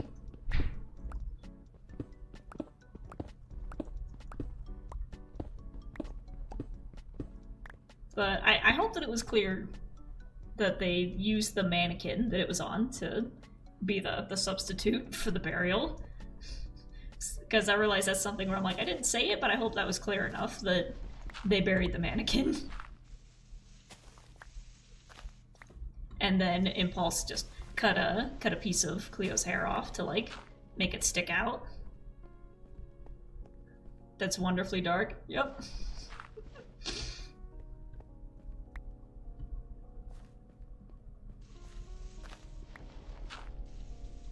Let's get rid of this, so I don't fall over the edge.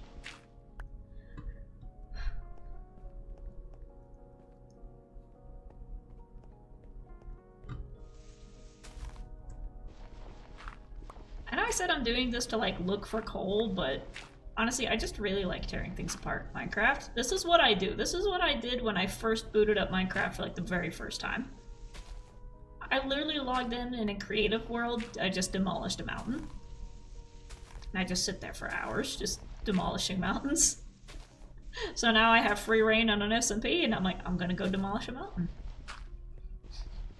In Stonevania, I needed to make room for my red rocks. I could have just built them in front, but I'm like, nope, I'm gonna go demolish a mountain.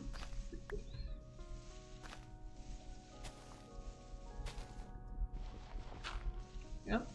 Also, just a writing question or something. So when you describe the Watcher statue, we could figure out what it was from your drawings of green, but then you never established it was a Watcher.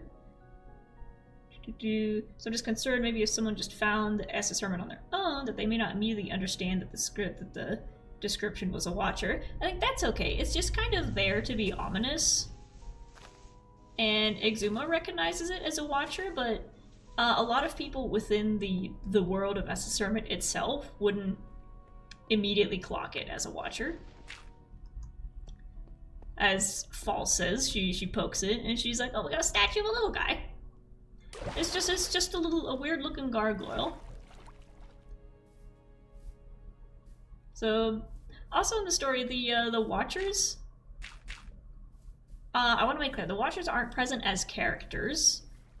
It's more like all of the symbolism that's happening like within the lair and stuff is purely like if somebody drew a cross on something. It's like Jesus himself ain't involved, but the symbol is there to show what the person believed and what they were trying to communicate by putting that symbol down. So the Watchers themselves are not involved in what's going on, but the symbols are being put down as, again, symbols of don't look here.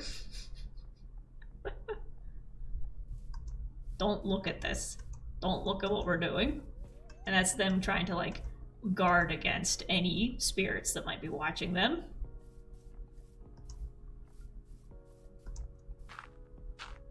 I keep telling people, my green's not gonna show up for this book. So people are like, oh, Grian's gonna show up. But I'm like, no.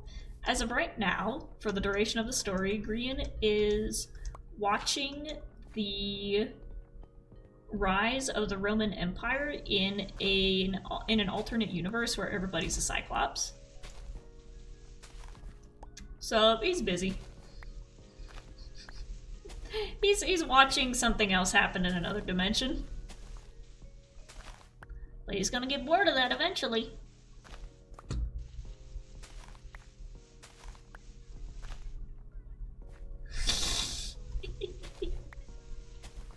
Don't look, you might find a card.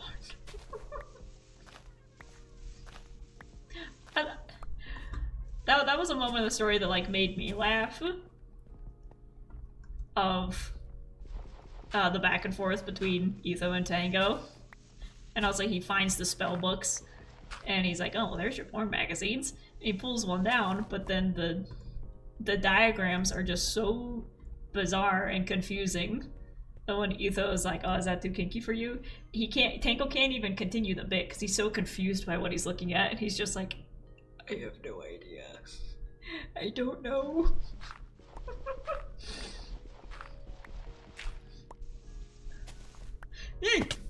Ouch.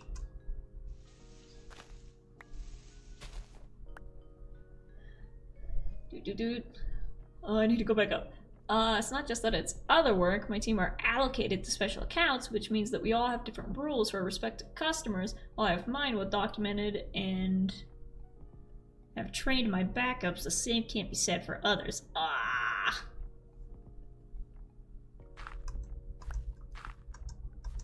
That stinks. Like I said, hopefully you're able to get through everything with your brain cells intact. And then you deserve a good break. You deserve a break. Good, make some hot chalky or something. Put on some cartoons. But I'm glad that I can be people's noise in the background while they're working. I find that is an incredible honor to me that I'm at your desk with you. Because that's what I put streams on in the background while I'm working. Especially, like I said, I was cleaning my room the other day. I didn't pull up any of the Minecraft stuff, but I was listening to Adam Savage's videos of him just talking about stuff in his workshop and how he organizes pins and screws and pipes. And I'm like, this is fascinating. I will listen to this for the next 2 hours.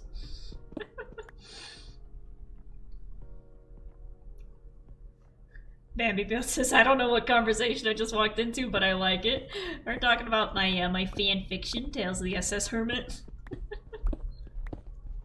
There's a scene where they found an underground lair, and it's guarded by a door that can only be opened with blood. And everyone's like really apprehensive about it, and they're like, oh no, what's on the other side? And Tango's like, it could just be someone's stash of porn magazines, for all we know. That's all I'm saying. And then they get inside, and they're like, oh, this is a laboratory / magical lair that's occupied by a necromancer. And they find a bunch of spell books, and Ethan points at the spell books, and he's like, oh, well, there's your porn magazines. And then he pulls it down, looks at some of the diagrams inside. He's like, oh, is that too kinky for you? And Tango's just like, I don't know. Because he's just so confused by whatever the hell is on the page in front of him. He's too shocked to continue the bit. He's just like, I don't know. And it's scaring me.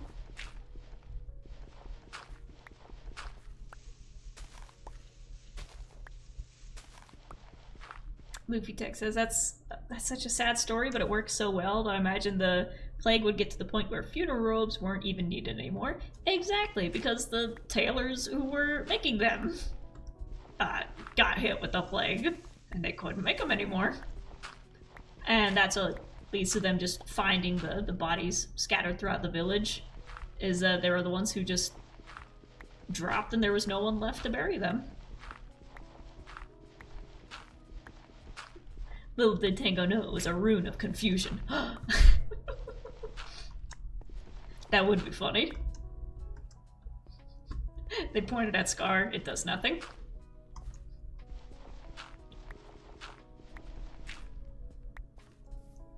I do have some hot cocoa my boss brought me from Costa Rica. Ooh, Costa Rica cocoa sounds good. I've heard that like when you're further south, the chocolate is like spicier. And it's not as sugary as ours is up north.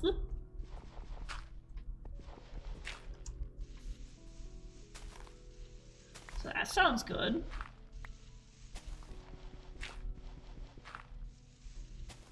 Boop. Boop.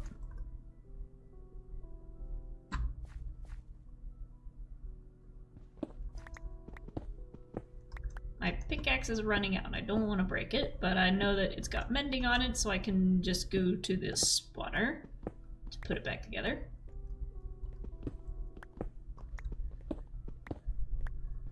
I also don't need this much cobblestone, but like I said, if I want to figure out how to build some farms in the future, I'm probably going to need a lot of stone to like put things on. I'm probably not going to build very big stuff, but maybe. And also, I'm just mostly looking for coal. Because since we're on islands, the caves are kind of lacking.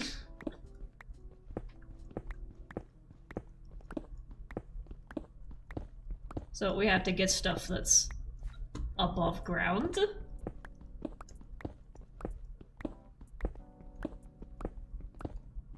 you go. But yeah, back to SS Hermit. I try to balance the sad and heavy moments with the hermits just being goofy. Because at the end of the day, if we're going off of the source material of, you know, people just making Minecraft videos on SMP, what you gotta remember is that these guys are funny.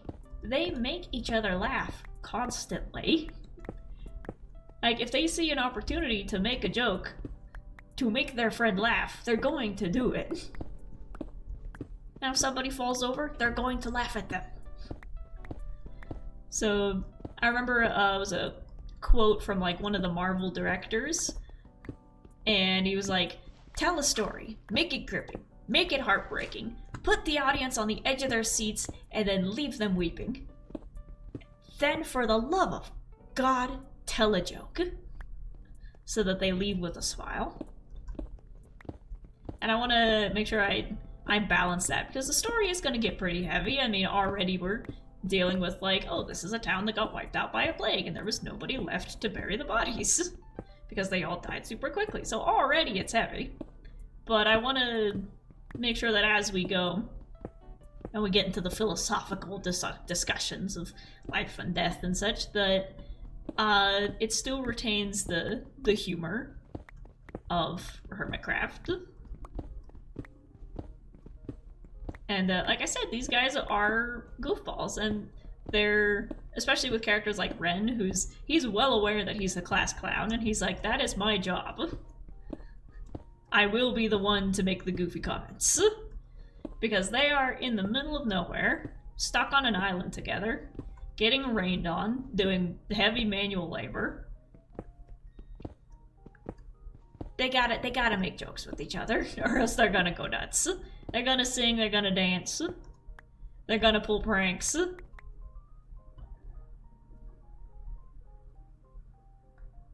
They're gonna do whatever they can, whenever they can, to lighten the mood and ease the load of, oh, we are out here by ourselves. And if something goes wrong, nobody will know.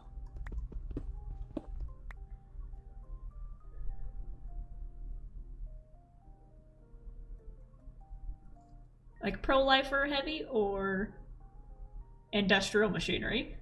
Industrial machinery.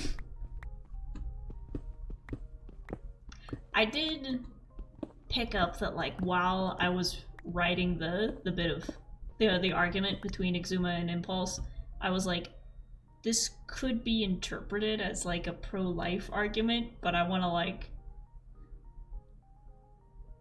make sure that it's clear that we're specifically talking about a zombie that's been necromancied. I'm 100% pro-choice, absolutely.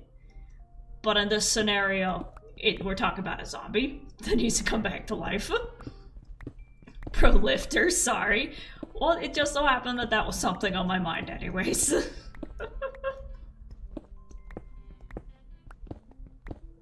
But it makes me think of when we were learning about the Black Plague in my English lit class. I quoted Monty Python. Bring out your dead, bring out your dead, and she just exclaimed, exactly. Literally. I remember I had an English class in college that was going on during COVID, and the teacher had us read the book, I think it was called 1600, A Diary of the Black Plague. And it was from the point of view of somebody who was living through, I don't know if it was Black Plague or like one of the many plagues. And props to that English teacher for having us read that, because there were so many similarities between the plague of yesteryear and then, you know, the plague that we all went through in 2020. And there was a part where this guy detailed where he's like, I've been inside for many days and all I have to do is bake bread. I have baked several loaves of bread and resorted to just throwing them out the window for the dogs to eat because I've baked so much bread. I have nothing else to do but bake bread. And it was like, honestly, same.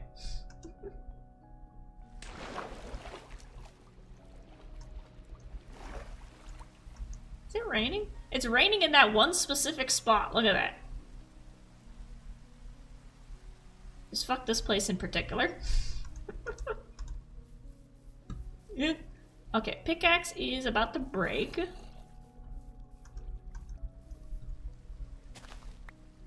Can I sleep before he gets here? There we go. Oh, that's a villager. That's a villager. Hurry up, hurry up, hurry up! There we go. Gotcha. You too.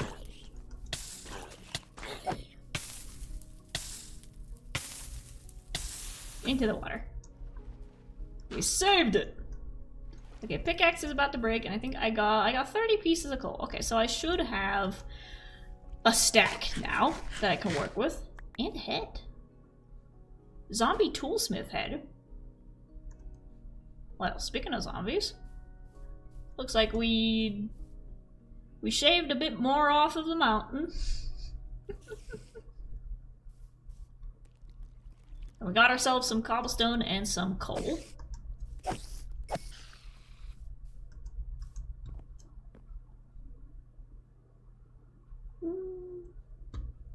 What do I want? I'll toss this stuff in here.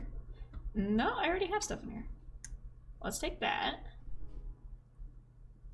Let's take that and that. And that. And I'll head back home with this stuff. I think that's a good spot. That's Nettie's egg rock. Spawn my island's over here somewhere. I do see that we have some firefly bushes over here. We'll come back for those. Like I said, my goal is going to be to just keep tearing down that mountain. Yeah, I'm excited to get to work on the next chapters.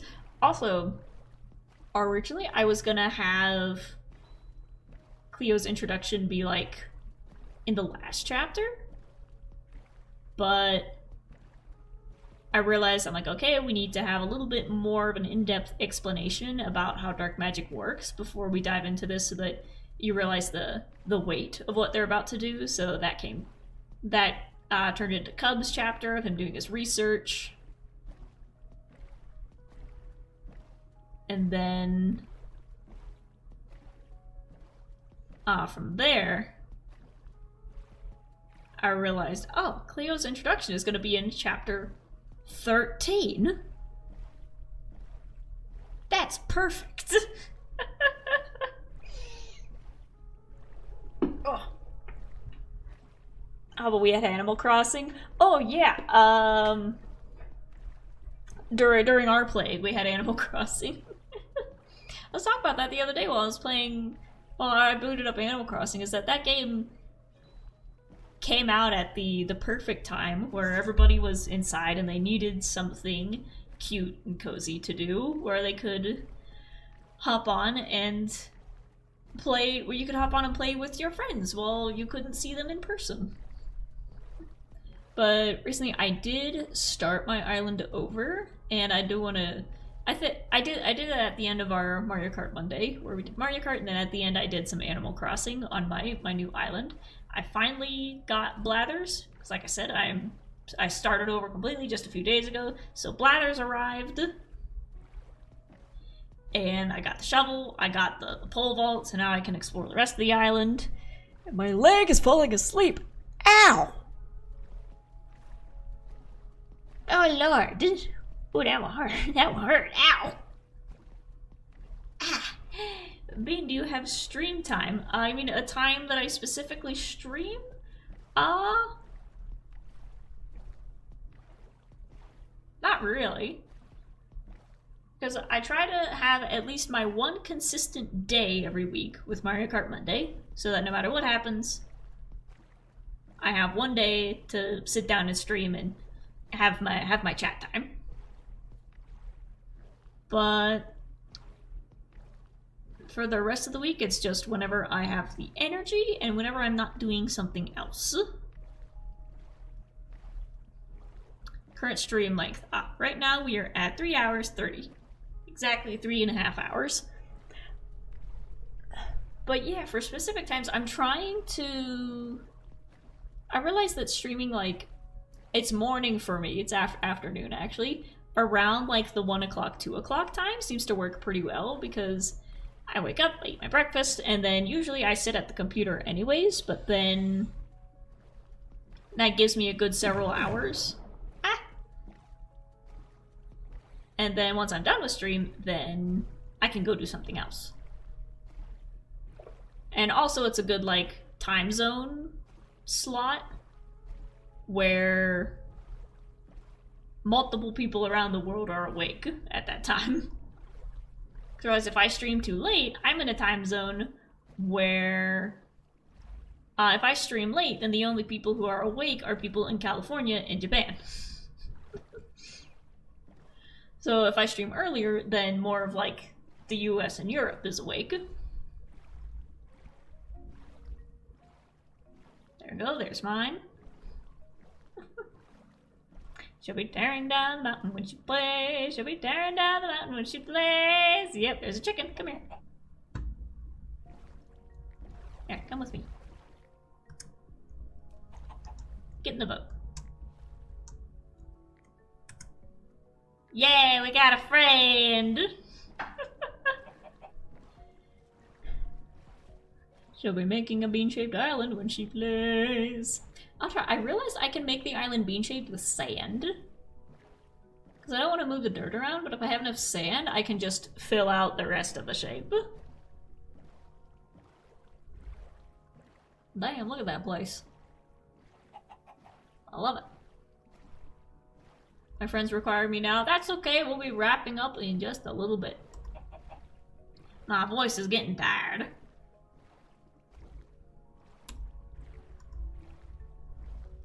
But over here... Bye-bye!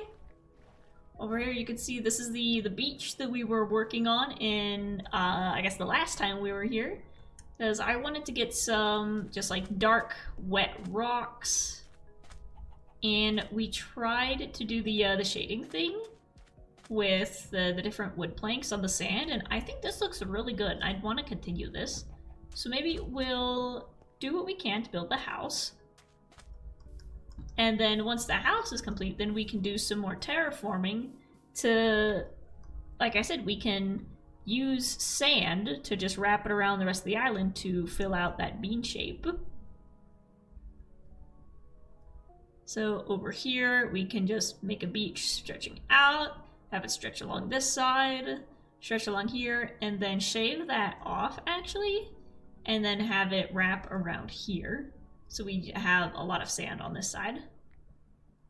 I like that. I think that's a good idea. So next time, we hop into island life, we will start working on our house. We do have some diorite that we can mix in with the quartz to have our white shadings, along with the pale oak. I think stripped pale oak will look good next to it. And we should have plenty of that.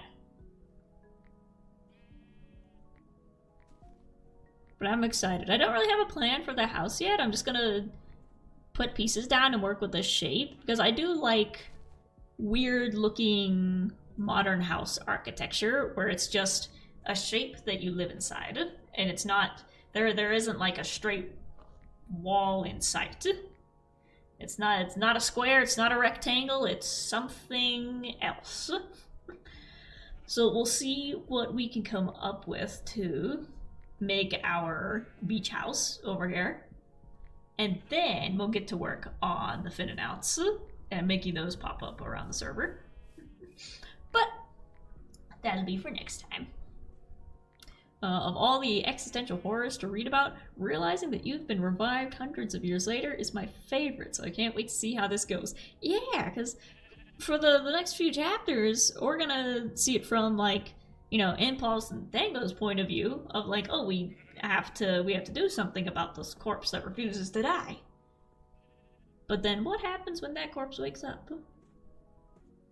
And again, it's the I can play with the fact that this audience knows what's coming. Like, you know that Cleo's gonna wake up. You know that Cleo's gonna become part of the crew. So you know what's gonna happen, but it's in such a bizarre scenario that I want you to be left wondering, how is that gonna happen? How is that gonna happen? Also, I realized I didn't answer the question earlier of like, when will Mumbo realize that he's half giant? And that's gonna be part of his story, because at this point he insists that he's just a tall human. And we can actually dive into some, you know, have some discussions about fantasy world racism of like what different species believe about each other. So there aren't many good things that are said about giants, so to call somebody one would be considered an insult. Or especially coming from a country like Kalilia that is kind of obviously not a fan of like satyrs or other animal-kin animals, and seeing how like growing up in a city like that can influence the way you think, whether you realize it or not. And yeah, that comes from my experience of just growing up in like a rural town where people who weren't white didn't exist. So this will be sort of my spot in the story. So again, I'm not ashamed to say that like a lot of the fanfiction is me just like working through my own thoughts. Again, or it's like if there's something I'm interested in, I'll write about it. If there's something that I've had realizations about, I'll write that in. So it'll be kind of a conversation of being like, okay, you yourself aren't racist, but you grew up in a pretty racist town, whether you realize it or not, whether it was obvious or not, and how does that affect you and the way you see the world, and what can you do to undo it and realize it and, you know, change to become better. So Mumbo realizing that he's half giant is going to be a chance for that discussion to happen, and hopefully all goes well. So, my voice is giving out on me.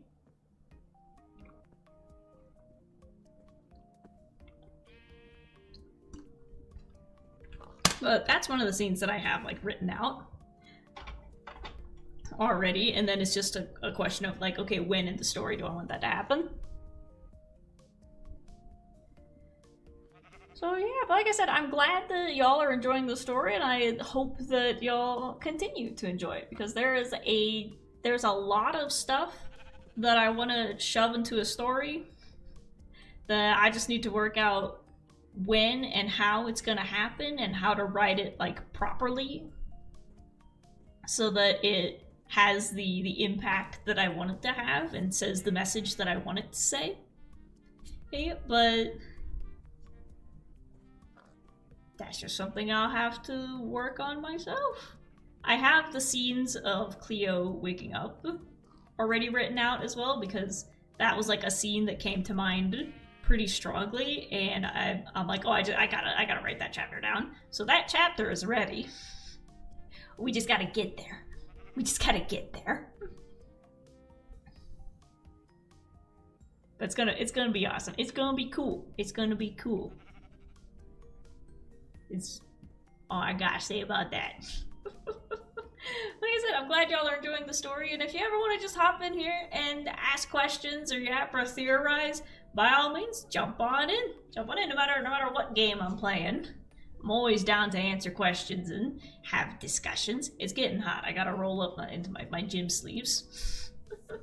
But I'm probably gonna go outside and go for a walk, because it's nice out.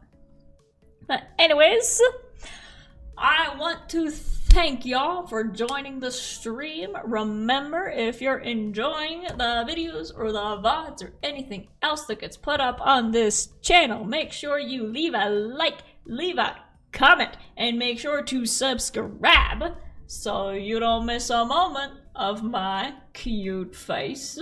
This has been the Brave